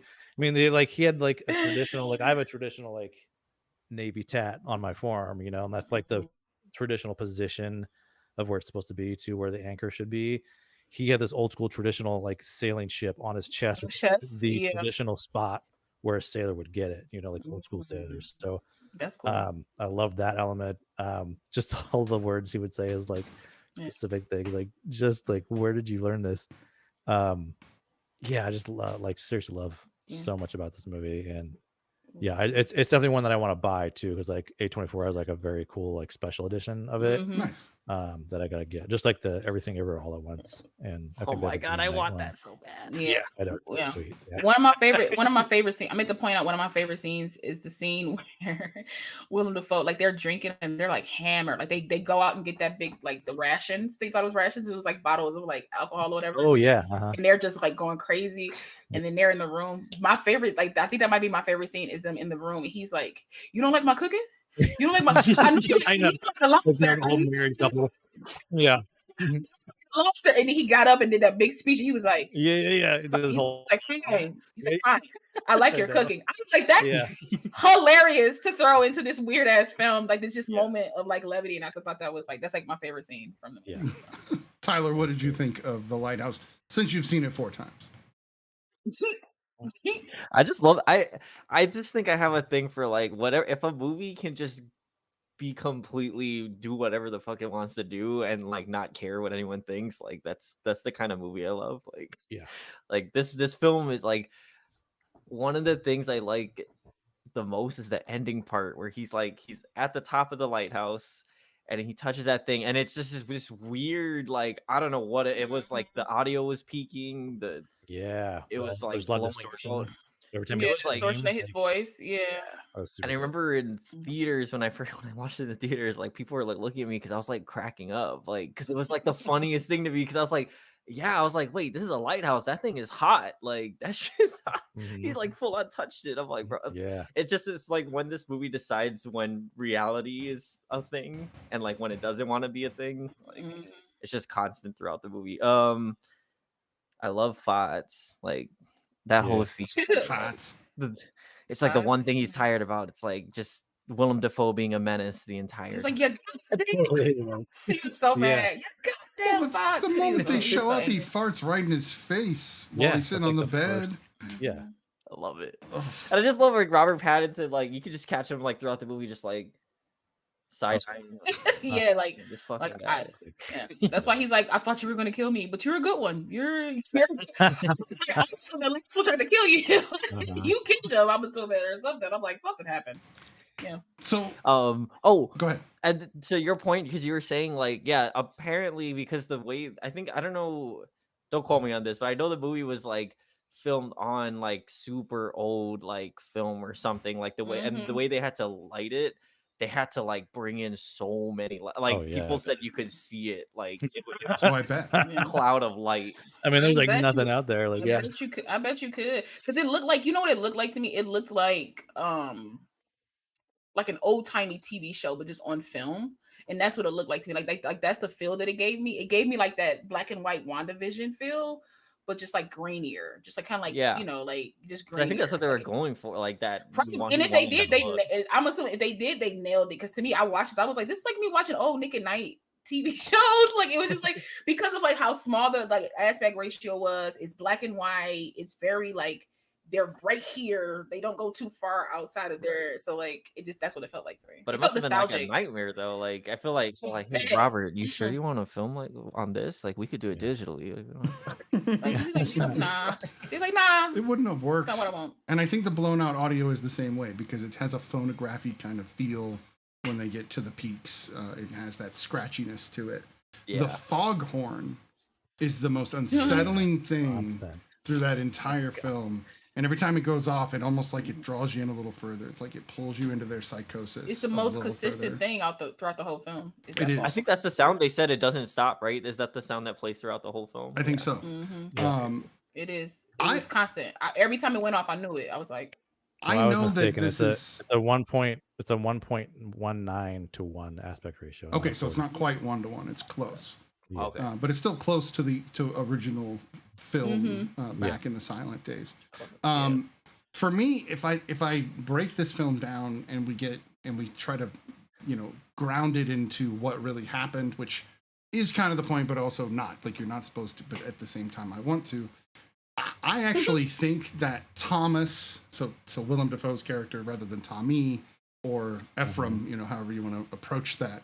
I think that Pattinson's character really was lazy, and he kept finding himself in the shed, which we watched him do. He found himself out there jerking off to the freaking statue. We saw him out there fantasizing about screwing mermaids. We saw him out there messing with the seagulls, and we know he killed the seagull as much as Thomas said he did. They tried to lie to each other, but they both constantly lied. Like, obviously, Thomas lied about his leg. He lied about being a sailor to some degree because we catch him in those lies. But we also catch Tommy in lies as well, which is really interesting. So I actually think that he was being as lazy in a sense as Thomas was saying he was, and I think that he was going insane. I think Tommy was driven insane by the fact that he couldn't handle being out here with Thomas alone as long as he was, and this was him going insane and killing his partner, as he had already done. Not done, but kind of done by letting somebody die once before. I don't think any of it's real. I think it's literally all in his head based upon just the way it played out at the end. There's also a theory that they're the same person. That's my theory. Right. That's my theory. Like they both have the same name. Same name. I'm like, maybe he's a younger version. Maybe this is all in Willem Dafoe's head, and he's like cracked, and he's talking to like a younger version of himself to be like, do better, get off this island, and he can never get off the island. And so, like, I was thinking that too. Yeah, that was my theory. That. But that would make sense, especially drinking turpentine. Don't forget the honey for sweetness. Oh, of course. I mean, you got to make it taste a little better. Makes it palatable. The honey makes a difference. But he drinks it straight up at the end, right? He just drinks it right out. No, he just goes like, he's like, he just drinks it. He's going to light himself on fire. Is turpentine? Is it turpentine like flammable? Like, isn't it very flammable? Yeah, and he did it while smoking. He was smoking, and then he did like this, and like one of the things drops. And I know those are like, like herbal cigarettes or whatever like that. But still, I was like, is he about to get lit on fire? Like, that's physics. That's how it works. Yeah, the whole Lighthouse explodes. That's the end of the film. That's what I was wondering. That didn't happen. I didn't write this movie. That didn't happen.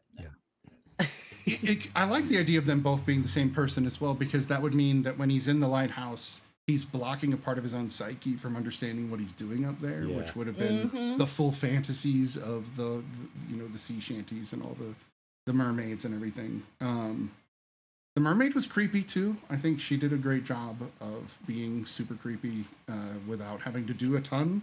And I think they picked an actress with a very unique face to kind of almost feel like, I could totally see her being a mermaid. I could see that happening. I don't know.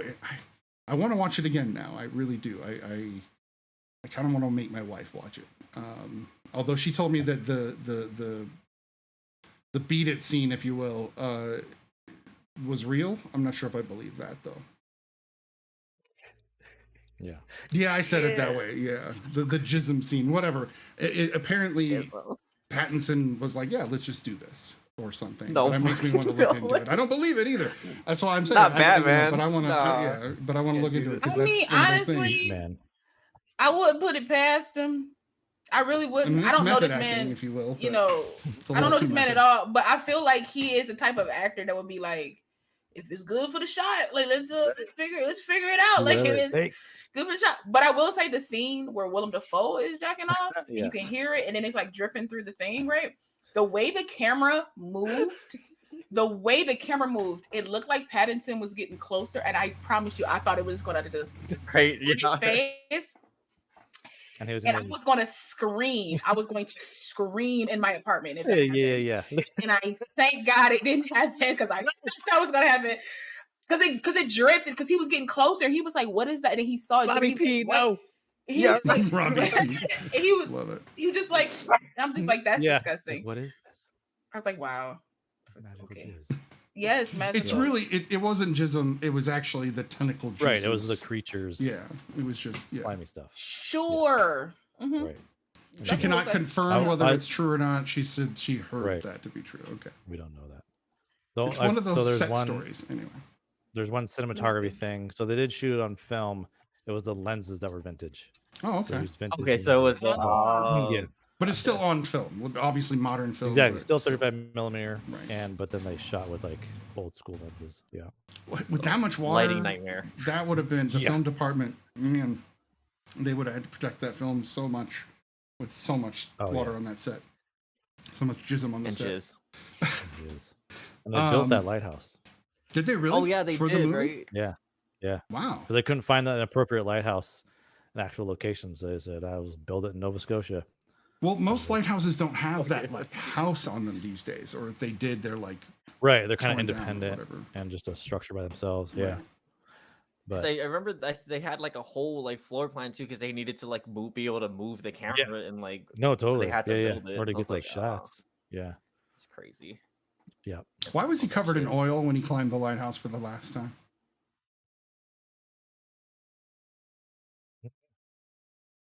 For the jokes, for the loss. The director's like, because it was funny. I don't know. There were definitely moments of laughter when he said, "I like your cooking." I laughed a lot out loud. I definitely love that.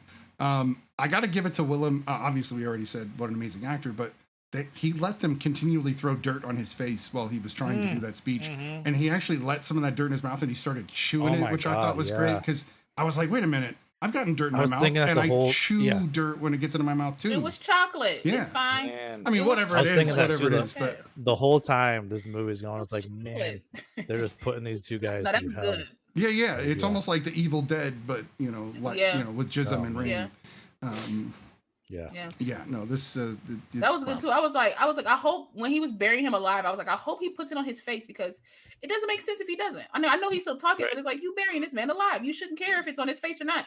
And then that first slash on the face, I was like, thank you. I like that moment because for a moment I thought Tommy had a sense of like compassion. And was like, "Oh no, I just killed my partner." And he climbs in there, and it looks like he's gonna like, "Oh, I'm so sorry." No. And then he gets the keys. I'm like, "Okay, this makes more sense now." Yeah, I was like, good. I was actually glad that that's what he did instead of being like having this compassion. I was like, where'd that come from? No, right, exactly. Exactly. But they throw you with it, like because it does feel like because he looks so concerned. He's like, it's like he drops the shovel like all distraught. He's like, oh shit, the keys. He's like, oh shit, the keys. But like that's where his brain is. But we're all thinking like he's like, oh this. Because it was like the moment we have compassion. Because like the moment he stopped, because it's like the moment he stopped talking is when he threw it down. It was like he was because it felt like he was playing with him at first, like, even though he was throwing in his face because they've been doing all kind of shit to each other. They was punching each other in the face, dancing with each other. Like you just think it's another thing. And then Willem's like talking, and then the moment he stops talking, he just tosses the shovel and he goes to him, and I'm like, what the fuck? And then when he put up the keys, I was like, oh, he's still terrible. So when he told him to roll over after telling him to act like a dog, did anybody else wonder if he was gonna go to town on him? Suck his dick or something? I thought something sexual was about to happen. I did too. I really did, because I felt like at this point Tommy was like, I've been put through a lot of bullshit with you. I'm about to start putting you through some bullshit. And so I was like, where is this going? I was like, and he been horny. Like he saw the girl, he saw the mermaid, he saw the mermaid as him, like, thumb in the mouth, and I was like, that's why I love this. Are you gonna make a mistake and have sex with this man? It's so invasive. Like he didn't even have to show any of that stuff. He made us think about it. It's like, I didn't want to do that. Like, damn, now I feel weird. Like, it's the magic of cinema. Well, it reminds me of like I want Kevin Smith to make an A24 film. Like I really do. Because it's giving. Oh, what was it? Tusk. Oh, was it Tusk? Oh, okay. Because I was like, this reminds me of Tusk. Like in my head, I was like, this reminds me of Tusk because he was having sex with a mermaid. It was wild. So the Little Mermaid statue, it kind of makes sense to me, because that's pornography in 1874. So like, it makes sense to me. He's like, oh, I found this, but like obviously it's used pornography because it was in somebody else's bed. Mermaid so vagina. Kind of gross. Mm-hmm. They did show a mermaid vagina. I always wondered about that. They did show one. First one I ever seen in my life. That's a totally okay by the MPA. So you can show mermaid vagina. Because they don't exist. Our NC-17 rating. Yeah, because they don't exist. It's not a real vagina. Even though they made that like a vagina. I was like, it had a couple more flaps than most vaginas have, I'm assuming. But, I don't see a lot of things. Some of those are gills, though. So they have gills down there, too. Yeah. It's a gilly vagina. Is that what you're saying? It is a gilly. Gills, It's a gilly vagina. Gills and then vagine. Yeah. And then there's other gills. Here are the gills, and here is the vagine. Vagine gills. Yes. I was like, I like how kind of gross. This is why it felt very kind of Lovecraftian, but the like grossness of her fishtail, it felt very kind of. Well, I said it, Lovecraftian. Obviously, anything with tentacles just kind of automatically goes Cthulhu in my head. Totally, yeah. But it, and it takes place on the coast, and of course, Lovecraft loved, anything that took place on the coast. There was like a cosmic horror element to it for sure. And it was like a survival film too, in a way, because like they were trying to survive this storm and trying to survive each other, and then it was like. It was a weird. It's like this film has like all the genres. Like it just has like it's just chock full of all the genres, and I thought that was like it's classic because it's dope. The black and white. It's old timey language, but it's still kind of modern because like the time like we seen it like now. It still kind of have like a modern feel to it to me, but it also was like scary at moments, and not like scary, but it has like darker moments where you're like. You don't know what's real, so like, are you going insane with them? Because I felt kind of crazy. Yeah, because I don't know. I don't think he knew what was real either. Sometimes, So. And I think that was pretty dope because essentially he is our window in, right? Like it starts kind of like with him, so like he's our window in. So like what he feels, we feel. So like I felt nuts, pun intended, watching this entire film. You mean drained? Sorry. Aha. You mean I meant overcome. Yeah. Overcome. Wow. All right. This is the dirtiest episode of The Real Study that we've ever aired. I'll give you that. Season 3, baby, we growing. Season 3 is now we're moved into adulthood. Thanks, Robert Eggers. Right. Who was on the witch episode? If you love jizz, then you're in for a treat with the Northmen. Oh boy. Ooh. I'm just kidding. There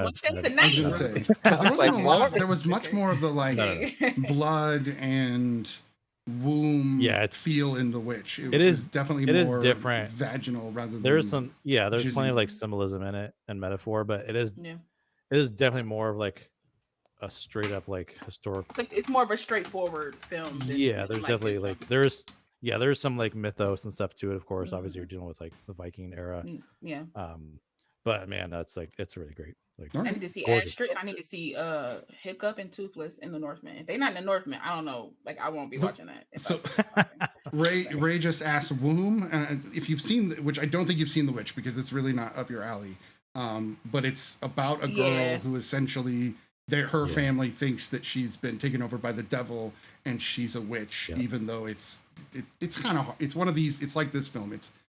Is she maybe? I also told my friend the witch has what we like to call baby butter. Like butter? When you gotta watch the movie, but what they do to that baby, man. Oh yeah. They make baby butter at the beginning of that film. Oh yeah, they do actually. You should read the synopsis of the film, Ray, instead of watching it because it's actually it's more like just a long colonial piece. Honestly, with some Ray, weird moments. Go to Wikipedia and just read the plot. Just read it off of Wikipedia. Don't, because I know it's on Wikipedia, like the full thing. So just go read it off of Wikipedia. Your brain will take care of the rest. It really will. There's no mermaid in it. No vagine on that in that kind of way. Mermaid. There is a goat though. Okay, and I didn't know. Okay, well I knew, but I didn't like. I stopped remembering. And then when Brian was like, Robert Eggers, he did like the Northman, did the witch, and I was like, oh yeah, he did do the witch. I didn't really remember that. Now that I think about it, like. The aesthetics of these films are quite similar now that I know that like Robert Eggers, like I'm like, oh, he did do those movies. I was like, he was gonna be wrong if he didn't do it. Like no, but it was amazing to see because like The Witch is like it's gritty and it's dark and it takes place on this land and like the lighthouse is like gritty and it's dark and it takes place on this like land, like this certain type of land. Like it's just it's I don't know, and it's like I don't know, very compelling characters, very very dark moments, very very particular actors that are amazing. Right? Is it true? Is it not true? Like he does like leave some things to the imagination, to the audience. Like 100%.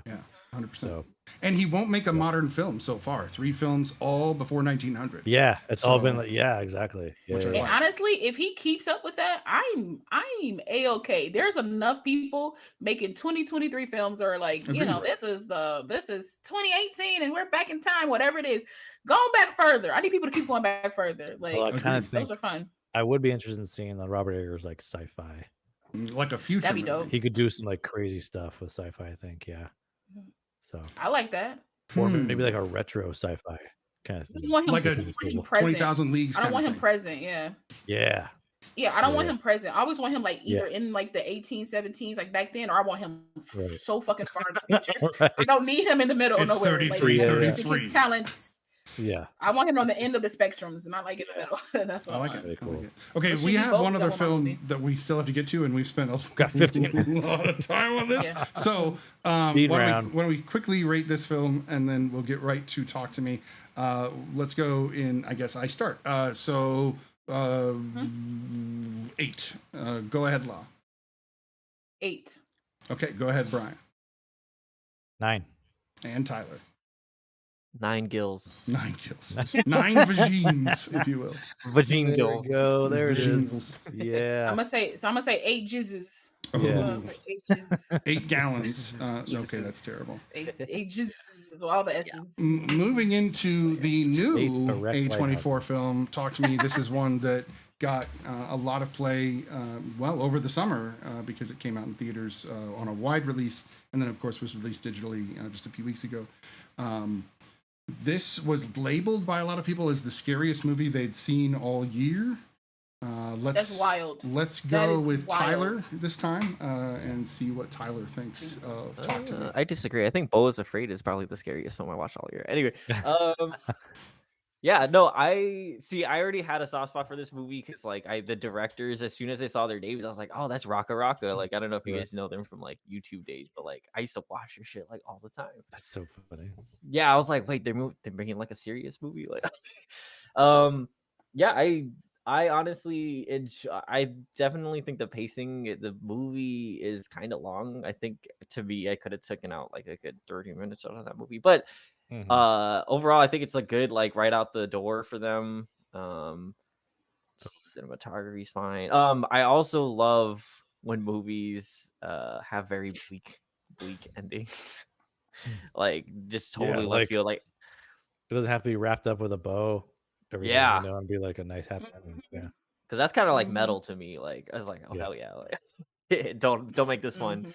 Kind of remind me of, I don't know if you guys remember that movie Life. And this is a weird pool, but it has like the Ryan Reynolds, Jake Gyllenhaal, Ryan Reynolds, and Jake yeah, oh, that movie like the Eddie Murphy and Martin Lawrence. Different life. Yeah, that one too. That's funny. That's where I was. Yeah. All right. But yeah, like I liked it was good. I thought it was incredibly, like, sometimes when the violent parts happen, like I did not see some. I was like, oh, they're gonna do this. I was like, as soon as they did that to the kid, I was like, oh yeah. That was heavy. Playing. That makeup was wild. Yeah. That makeup was wild on that kid. I was like, geez. And they do it multiple times in the movie. Like, there's a part where he's in the hospital. I was like, bro, can we stop? Like, I can't do this. Like, I really can't. Like, he started licking up the blood in the water. Like, it was almost like Evil Dead, but like not funny. Like, this is like Evil Dead real, right? Without the duct tape. That's something we didn't mention in Green Room. There's a lot of duct tape in that movie, which I thought was a great throwback. Yeah. Brian, what did you think of Talk when he grabbed the duct tape? I was like, he's smart for that. I was like, we need to clean up these wounds, sir. What did you think, Brian, of Talk to Me? Damn it. Who do I talk to? So yeah, I heard that whole like scariest movie in the history of like cinema or whatever. Like it was very like, okay, come on, like very liar title that somebody gave him. Yeah, I was like, nope. That's where I saw that. So like I thought it was like Tyler mentioned, I think it's a great like entry. I think it's a good like intro. Like if it's a good way to ease your way into like horror movies. I think it's like a good like gateway horror film. You know what I mean? Like it's not the scariest thing, but there is like definitely some creepy elements. Like the makeup was great. Yeah, there's some of those violent Mm-hmm. moments were definitely like, oh damn, didn't see that like, kind of coming. You know, I mean, like, I did love like, you know, like how it's talking about how she's dealing with like loss. You know what I mean? And kind of this funny element too of like it being a party thing that these kids do, and of course they're going to post on like social media and everything, you know what I mean? So it's like very much a Gen Z kind of like it felt like that does make sense, like that would happen, you know what I mean, if this is like a thing. But yeah, I thought it was pretty good. I thought like it also has like, it was a pretty low budget thing. I think it had around $5 million budget as well. Yeah, I think like something like that. But so it did was like 4.5 and they did 88.5. Yeah, so I mean, hats off to them because I think it was like a very successful, like they did some a really great profit margin with this film. So yeah, hopefully we'll see more from these guys, you know, and maybe like up the ante a little bit. It's a sequel in development for this film. For this? Yeah, I did like the way like it ended too. Like there's a sequel in development. Yeah, I'm gonna strongly disagree with Marley. To do a sequel. What did Marley? Marley said, "Talk to Me is better than Bodies, Bodies, Bodies." I totally disagree with that. Lala, what did you think of Talk to Me? I would say they're not even tonally, they're not even the same film, so I can't even really equate those movies. But anywho, yeah, that's what I put that out there. For me, Talk to Me was quite lackluster. This didn't hit for me. It wasn't scary. I thought the premise was very interesting. Yeah. I think that I feel like they could have, because we've seen like Ouija board, people get possessed, you know, exorcists, people pretty much do the same things they seem like the exorcists do, and they just like tweak it or whatever. And this one was very interesting. It's a hand of a medium, but something tells me that there's more than one hand because they were speaking Greek in the end, and so like, because she has two hands, so there's another hand somewhere. Because where did they ship? They didn't just ship that hand. Time could be time could be completely. I mean, time could be, and we wouldn't know. It could be the same hand. Yeah. I mean, time, but also those same people were like, we need to destroy that hand, right? So, I mean, I would assume somebody would have found it and destroyed it. But like I said, she does have two hands, though. But I'm just saying, I just think that's interesting. I just thought that's a thought for everybody. She does have two hands. But I thought this film was. It was okay. Y'all know me. I like to be connected to the characters that I'm watching, especially if you have this girl be the lead. That first chunk of us seeing like the brother go find the brother and the brother stab the brother and then he stabs himself, that could have just been something that the kids talked about amongst themselves. That's like, did you hear about the Duckett brother who did the thing? And then it's like, oh, did he have the hand? Like that could have been a thing that they put like as just a dialogue, and you could have showed in the beginning this girl's connection to her mother, because I didn't care about her mama dying the entire movie, and it upset me that I didn't care. I was like, I need to care about this. So when she started watching her mom's videos, you know, that kind of stuff, I was trying to find that connection, but I was like, we damn near halfway through the movie, and like we barely see the father's face. We've only seen the auntie. Like it shows her disconnection with people, but like I wish that first set would have been just maybe a montage of her life with her mom, and then maybe she wakes up out of a dream or something like that, and then you go into the rest of the movie, because like I wasn't connected to her. I really wasn't connected to Jade and her family. Also, just a random Miranda Otto just popping up in films. Shout out to her, because like I enjoyed her as an actor. I was like, look at Aowen out here being a single mama. She was a bitch, like for good reason. Obviously, her kids did exactly what she thought they would do. Well, not exactly. Yeah. I don't know, but she. No, like, but I was just like, she knew exactly what was. No, but she knew exactly what was going. She knew exactly what she was doing. Like she knew exactly what her kids were doing, but she was just like, make sure everything is good. And but I didn't take it as these kids were bad. I took it as my wife put it perfectly. That was the teenager she was, and now she's looking out for her kids because she would have done all these things. Yeah, but she's a single parent, and so like you gotta, and she probably works a lot. So like you gotta be a little tougher. You know, on your kids, especially when you got an older daughter that you see yourself in, and you know she about to have a party. Yeah, but she's dating. She's dating an Uber Christian who won't even kiss her. Like I don't know. But also it's too many people at this house. I know you throwing a party, you liar. Right. Yeah. But make sure my house don't get destroyed and stuff, and she leaves. But like this film overall to me was like, great story. I felt like it could have been tweaked a little bit for me to be emotionally more heightened, because the action, like Tyler said, the action was great. Like him banging his head and her putting her hand there to do that. And, you know, all the effects of them being like, you know, possessed, like that stuff was very, very interesting. I just felt like that core story with the girl and her mother and all this love she has for her mother. I was like, y'all lost me because you didn't build that for me enough for me to connect to it when it mattered. That was zero like jizz too. Like I love it, bro. That's great. Yeah, and it was zero jizz, so like that's no fun for me. Yeah, no bueno. This is a diet jizz film. So like not even in the background. I'm 100% with Lala on this. I was very intrigued. I think the premise is solid. I love the hand. I love the talk to me. I let you in. Like I like all of that. I felt more bad. I like for the addiction element too. There's like. I like that. I missed that. I was like, they are shaky. Everybody seems to know that her mother died of like an overdose. And then and she obviously addiction like is DNA. It could like run in your family and you could pick it up like even if you never had a drink. And this girl got addicted to I was like, that's such a great element that they just kind of like left on the floor. And I was just kind of like, I was like, shit. So I was like, all right, but go ahead. I like the premise. I like the concept. I like the where it was going in the beginning. I like that it's teenagers because no adult in their fucking mind would have ever touched that hand. They would have been like, get this thing out of here. So only teenagers would do this. So I like that. I love that it's an Australian film, but after 10 minutes, I didn't think about that at all. I was like, this could be in America, this could be in Britain. It really didn't matter. It's just a Western film, right? It took place in Western culture. By the time we get to the middle of the film, I was just kind of like, okay, where is this going? I just didn't care anymore. I feel you. I liked that she made a good. I like that she made a good decision and wasn't fooled by them because they did say that they'll keep you forever. So like, but to me, like they said it in the first meeting with her, the first time she shakes the hand. They tell you what's going to happen. They kind of lay the whole movie out for you without any. The only mysterious part was how the two guys in the beginning tie back, and then they just do that very sitcom-y and just kind of throw it in there. So execution, I think, lacked in this film. I do think they could have used their time a little more wisely.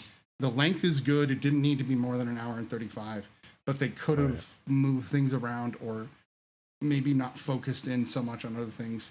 When her dad died, I didn't care.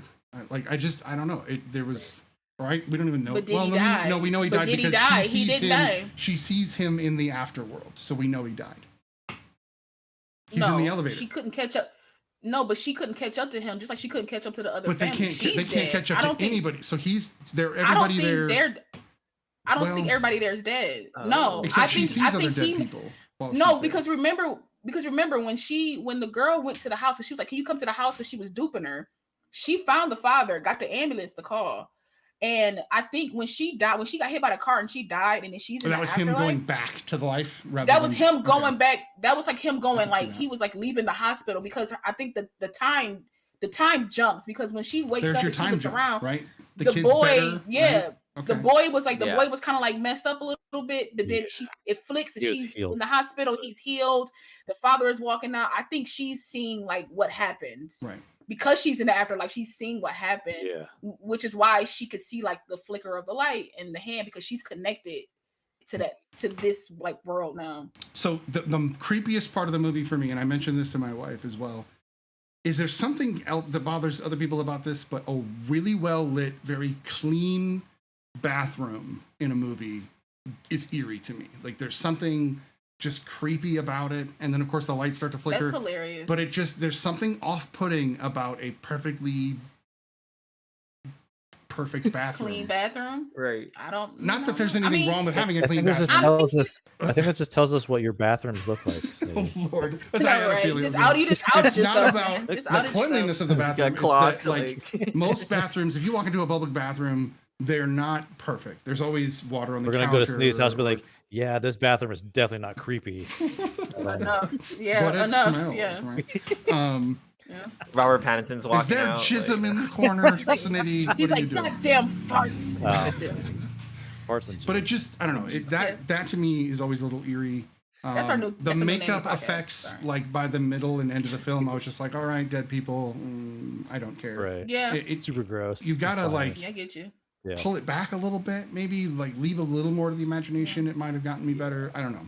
That's just me. I did like their depiction of like whatever the hellscape thing was, like where the kid was. Yeah. That was I was like, man, that kid is there the whole time. Like, damn. Like, but that's the question though.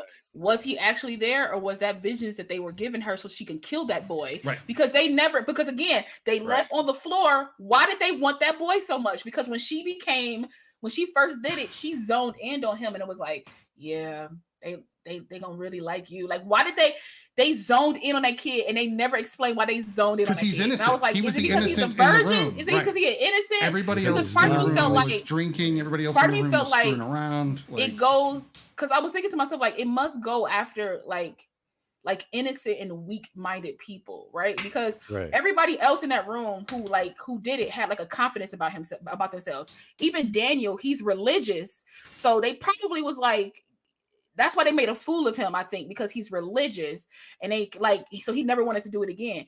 Everybody else had a certain confidence about themselves that it's probably harder to like it's easier to get them to let go because of this confidence, because she was so like depressed and like a little bit weaker, like mentally, all that kind of stuff, because her mother died. It latched onto her so hard, and then that little boy is an innocent, and it was like innocent souls. I want that.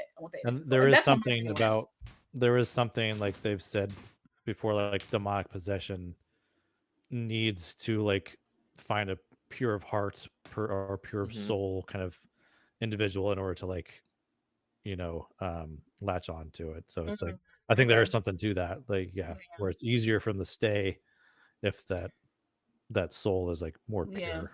Because if you think about it, when he got possessed, they didn't blow the light out like they said in the movie. Like I caught that I was like, they didn't blow that light out. That baby possessed. I said, that poor baby possessed. So the girl that we first get introduced to, offers the hand. What is her name? Haley. You talk about Zoe. Haley. Played by Zoe. Haley, when she they finally pull the hand off of Mia. She's like, oh, we went over 90 seconds. She said it so nonchalantly that I was just like, what? Dude, you screwed this girl so hard. You warned them about being over 90 seconds. Right. Yeah.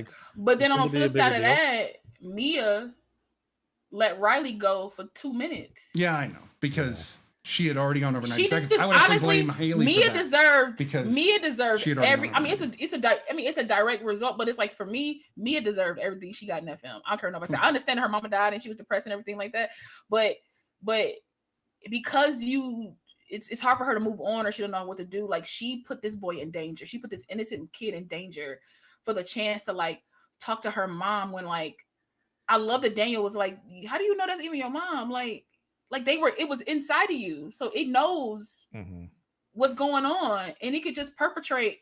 And it's not spirits; them the demons. It's the one just spirits. Like, what would you do if you woke up and somebody was full on sucking your foot? I would probably kick them in the face. I thought she would have got kicked in the face. But they were dating once before and had already kissed, so he was already comfortable with her, I guess. I don't know. Yeah, and that's another thing that got you. It's the other either. It's just like the left. It's not this foot. And that's another thing too. Like, I don't know. This could have just execution and maybe better like cuts of like the story that you need to tell and things you need to tell, because like that was intriguing to me, because the girl was like, she wants your boyfriend. And he was like, they're just friends, but okay, me and you are friends. That means you took a boy that I used to date. Like, now you're dating somebody I used to be with. If they were together. And I was just like, that's a dynamic that was like very interesting, that they kind of just was like, this boy, my boyfriend is sleeping in your bed because you don't want to be alone. Like, what was their connection? Is it just because that was the boyfriend, or like it was the whole thing? You know what it felt like? Like, I don't want to it's not to down the movie, but it feels like it was a short story that they needed to do into a feature, so they started putting things in. We need more. They just didn't link up like fluff. Have you guys seen Lights Out? I was gonna say something like, Have you guys ever seen Lights Out? Have you seen the short Lights Out? So Tyler's the guest. I saw. So did we? Sorry, we're on an audio podcast. Hello. For so long. Oh yeah. Lights Out, the short, is phenomenal. Like 10 out of 10. Lights Out, the film, it's okay. And it kind of feels that same way. That's what I was kind of mentioning about this too. It's like it felt like they had this really great like high concept, right? Yeah. Like, well, how do we build this film around this high concept thing? So it's definitely probably should have been a short film. Or been, like, these aren't seasoned directors, and nothing against them. Maybe bring somebody in that's seasoned that could have developed that idea into a little bit more rigid structure for the film. Yeah, it feels like there should have been like a little more world building, maybe. Yeah, a little bit more. Yeah, but I think it felt like we jumped right into their life, like immediately. Like you just jumped into like the life of these people, and it was like, but you didn't set up anything. It's like they've been this whole life got lived, and we're learning about in backstory, but it just doesn't hit the same. You know, if we were kind of part of it, and maybe it jumped. Yeah, even 5 minutes. You're saying half of the movie. I'm like, no, totally. A good 5-7. You know, minutes. Yeah. And like not one jizz scene. I know. Not one, man. That's true, right? You gotta ready. You feel me? It's young kids. No parent. There's not a parent, but teenagers and no Jay's jizz, parents. Not teenager and no jizz. What? I don't believe real. Robert Pattinson has enough to spread around. I'm sure he does. Yeah, we can't just leave it up to Robert Pattinson just doing all the jizz. No, exactly. No. I need people to start pulling their weight. Oh my God. That and the guy from Silence of the Lambs is the other jizz scene I think of. That's just. I'm dead. Yeah, you're totally right. Oh wow. Talk to jizz. Okay. We are off the rails here. Yes. Talk to jizz. So, to me. Ray's like, I don't know if I want to be on this Ray is like, anymore. Well, I was going to say that Ray's like reevaluating.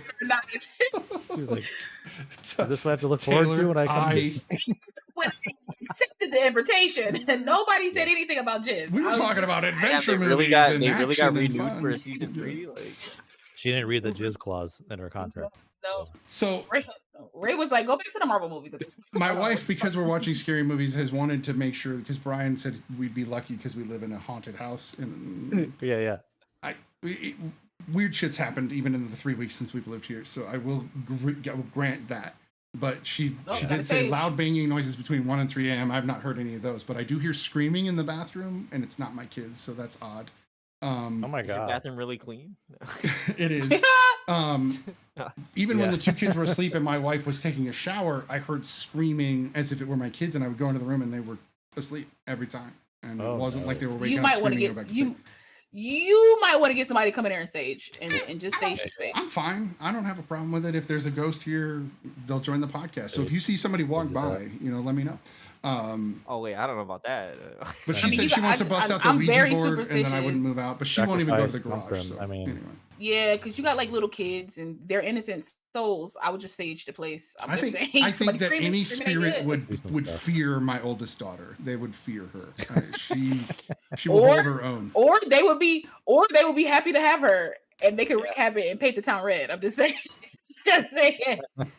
I think she's good. Anyway. That said, he's like she will obliterate an evil spirit. She'd scream like a banshee until they left. So he's like, you know what? Fine, I'll find another soul. Like fine. Right. That's exactly how I think.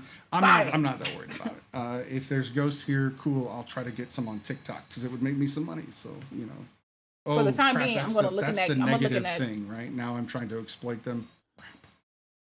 Okay, I'm in trouble. They did. They did. Go ahead. Live your life. Be great. Yeah, listen to her. So, house built in the 1800s next to a church. So also, they're in your space. You didn't ask them to be there. So that's true. That is also somebody did perish in this house with the last couple of years too. So it's it's a lot of juju in that place. My God. Yeah. It's there's something weird going on here. Whatever. Anyway. Do they whisper in their ear? They're like, "We know where you chill." Like what?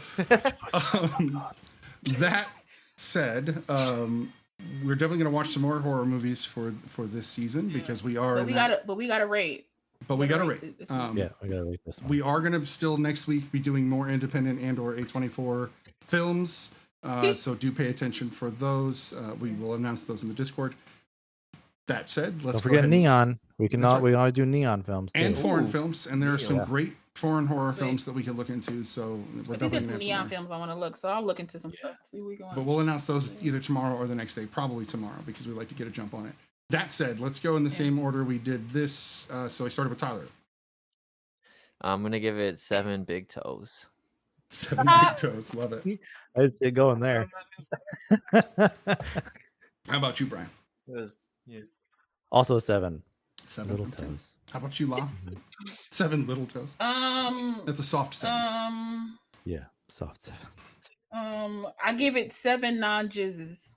7 non-jizzes. Okay. So that's like a 6, actually. Not 7 7 jizzes is an 8. Let's just get clear on the way this all breaks down. Yeah. No, 7.5 jizzes is an 8. Oh, 7 jizzes is a 6. Brian was right. I'm actually gonna give this movie Hawaii a 5 because I'm probably never gonna watch it again. And it's funny because I bought it. So I get it. Yeah. I'm just I don't know. I get it. Yeah. Apparently, one of the guys is related to the Babadook in one way or another. I didn't catch how, but one of the directors was either in or associated with the Babadook, which I've still never seen. So. I'm sorry. Yeah, I take it back. I gave it a 6. I'm never watching this movie again. I'm sorry. I was gonna say it's really not like that rewatchable. Yeah, it's not like, rewatchable. I just thought about that. Another factor that I like recently added to like my ratings is like, would I buy a physical copy of this kind of thing? You know what I mean? Yeah, me too. I've been thinking about that. So yeah. Yeah, no, that's a good point. Yeah. See, we bought it because everybody was like, scariest movie ever. And we were like, A24. Oh, yeah. Everybody said it was scary. No, totally. So I bought it. Yeah, and you're the horror family. Y'all like the horror family. Honestly, I feel like what put this film over the map is marketing. I really feel like they cornered the market on like how they marketed this film, because the way that they marketed it left it open to your brain was like, oh, what's going to happen in this crazy film? And I think that's what knocked it out of the park. And that's where that concept came in too. It's like, oh, it's a different thing. They gotta like, Yep. No, I'll give it that. Type of like, yeah. So it's awesome. But hey, it's good to see you guys. You as well. That's the end of season 3, guys. Now that's it. Tune in next week for season 4. See you next year. You know what I'm saying? Like, they're really breezing through these seasons. By the end of this year, season 21 of The Real Study. As always, you guys, please follow us on all social media. Make sure that you join our Discord. We are on Twitter, Facebook, TikTok, Instagram. We are all over the place. We're on what? Did she say Twitter? Bye. We on Twitter. I'm not saying that letter. It's Twitter. Sir. Oh, yeah. Sir. I'll never say that. Get out of here. We are not X-Force. We are The Real Study. We want to thank everybody for being here. Please just follow us on all social media. Share us out. Rewatch our things. Or, if we promote our stuff, we love you. Just subscribe and help the channel. We want to grow and be that film podcast place for you. The film podcast. That's what we want to be. The film podcast place. Yes. So, we love it. X means family. Yes. Marley would, of course. Oh my gosh. Marley would love that, by the way. We have to do a Fast and Furious episode at some point. Yeah. We actually do. We would have to bring Marley on for that. That would be like a must. He's the only person promoting them and talking with family about family than over everyone else. Yeah. So. Even though he said he doesn't like it. And I was like, I really think you started off not liking it, but you grew to love it. Just because you keep talking about it. You keep ramming on it. I'm like, you love it. Mm-hmm. He's like, I don't. I mean, Jason Momoa makes that movie. No, he knocked that out of the park. So. Yeah. He had so it's worth it just to watch Jason Momoa. It is. It is. I see him. I'm like, give me Momoa. Give me a Momoa. Oh, and that's a wrap for season 3. Dang it! I know it's a rocky start. It's fine. He's got to get warmed up. Yeah, talk to me. Yeah, we've had three months been a moment without him. So yeah. No, yeah, it's been a moment. So Ty's trying to get his pun stuff back. He's got to get better. Yeah, it's cool. We got you, Ty. I'll do better, Mom, for you. Appreciate you, Mom. Love it. And I know your mom's happy about that too. She's like, "Oh, my son, pun."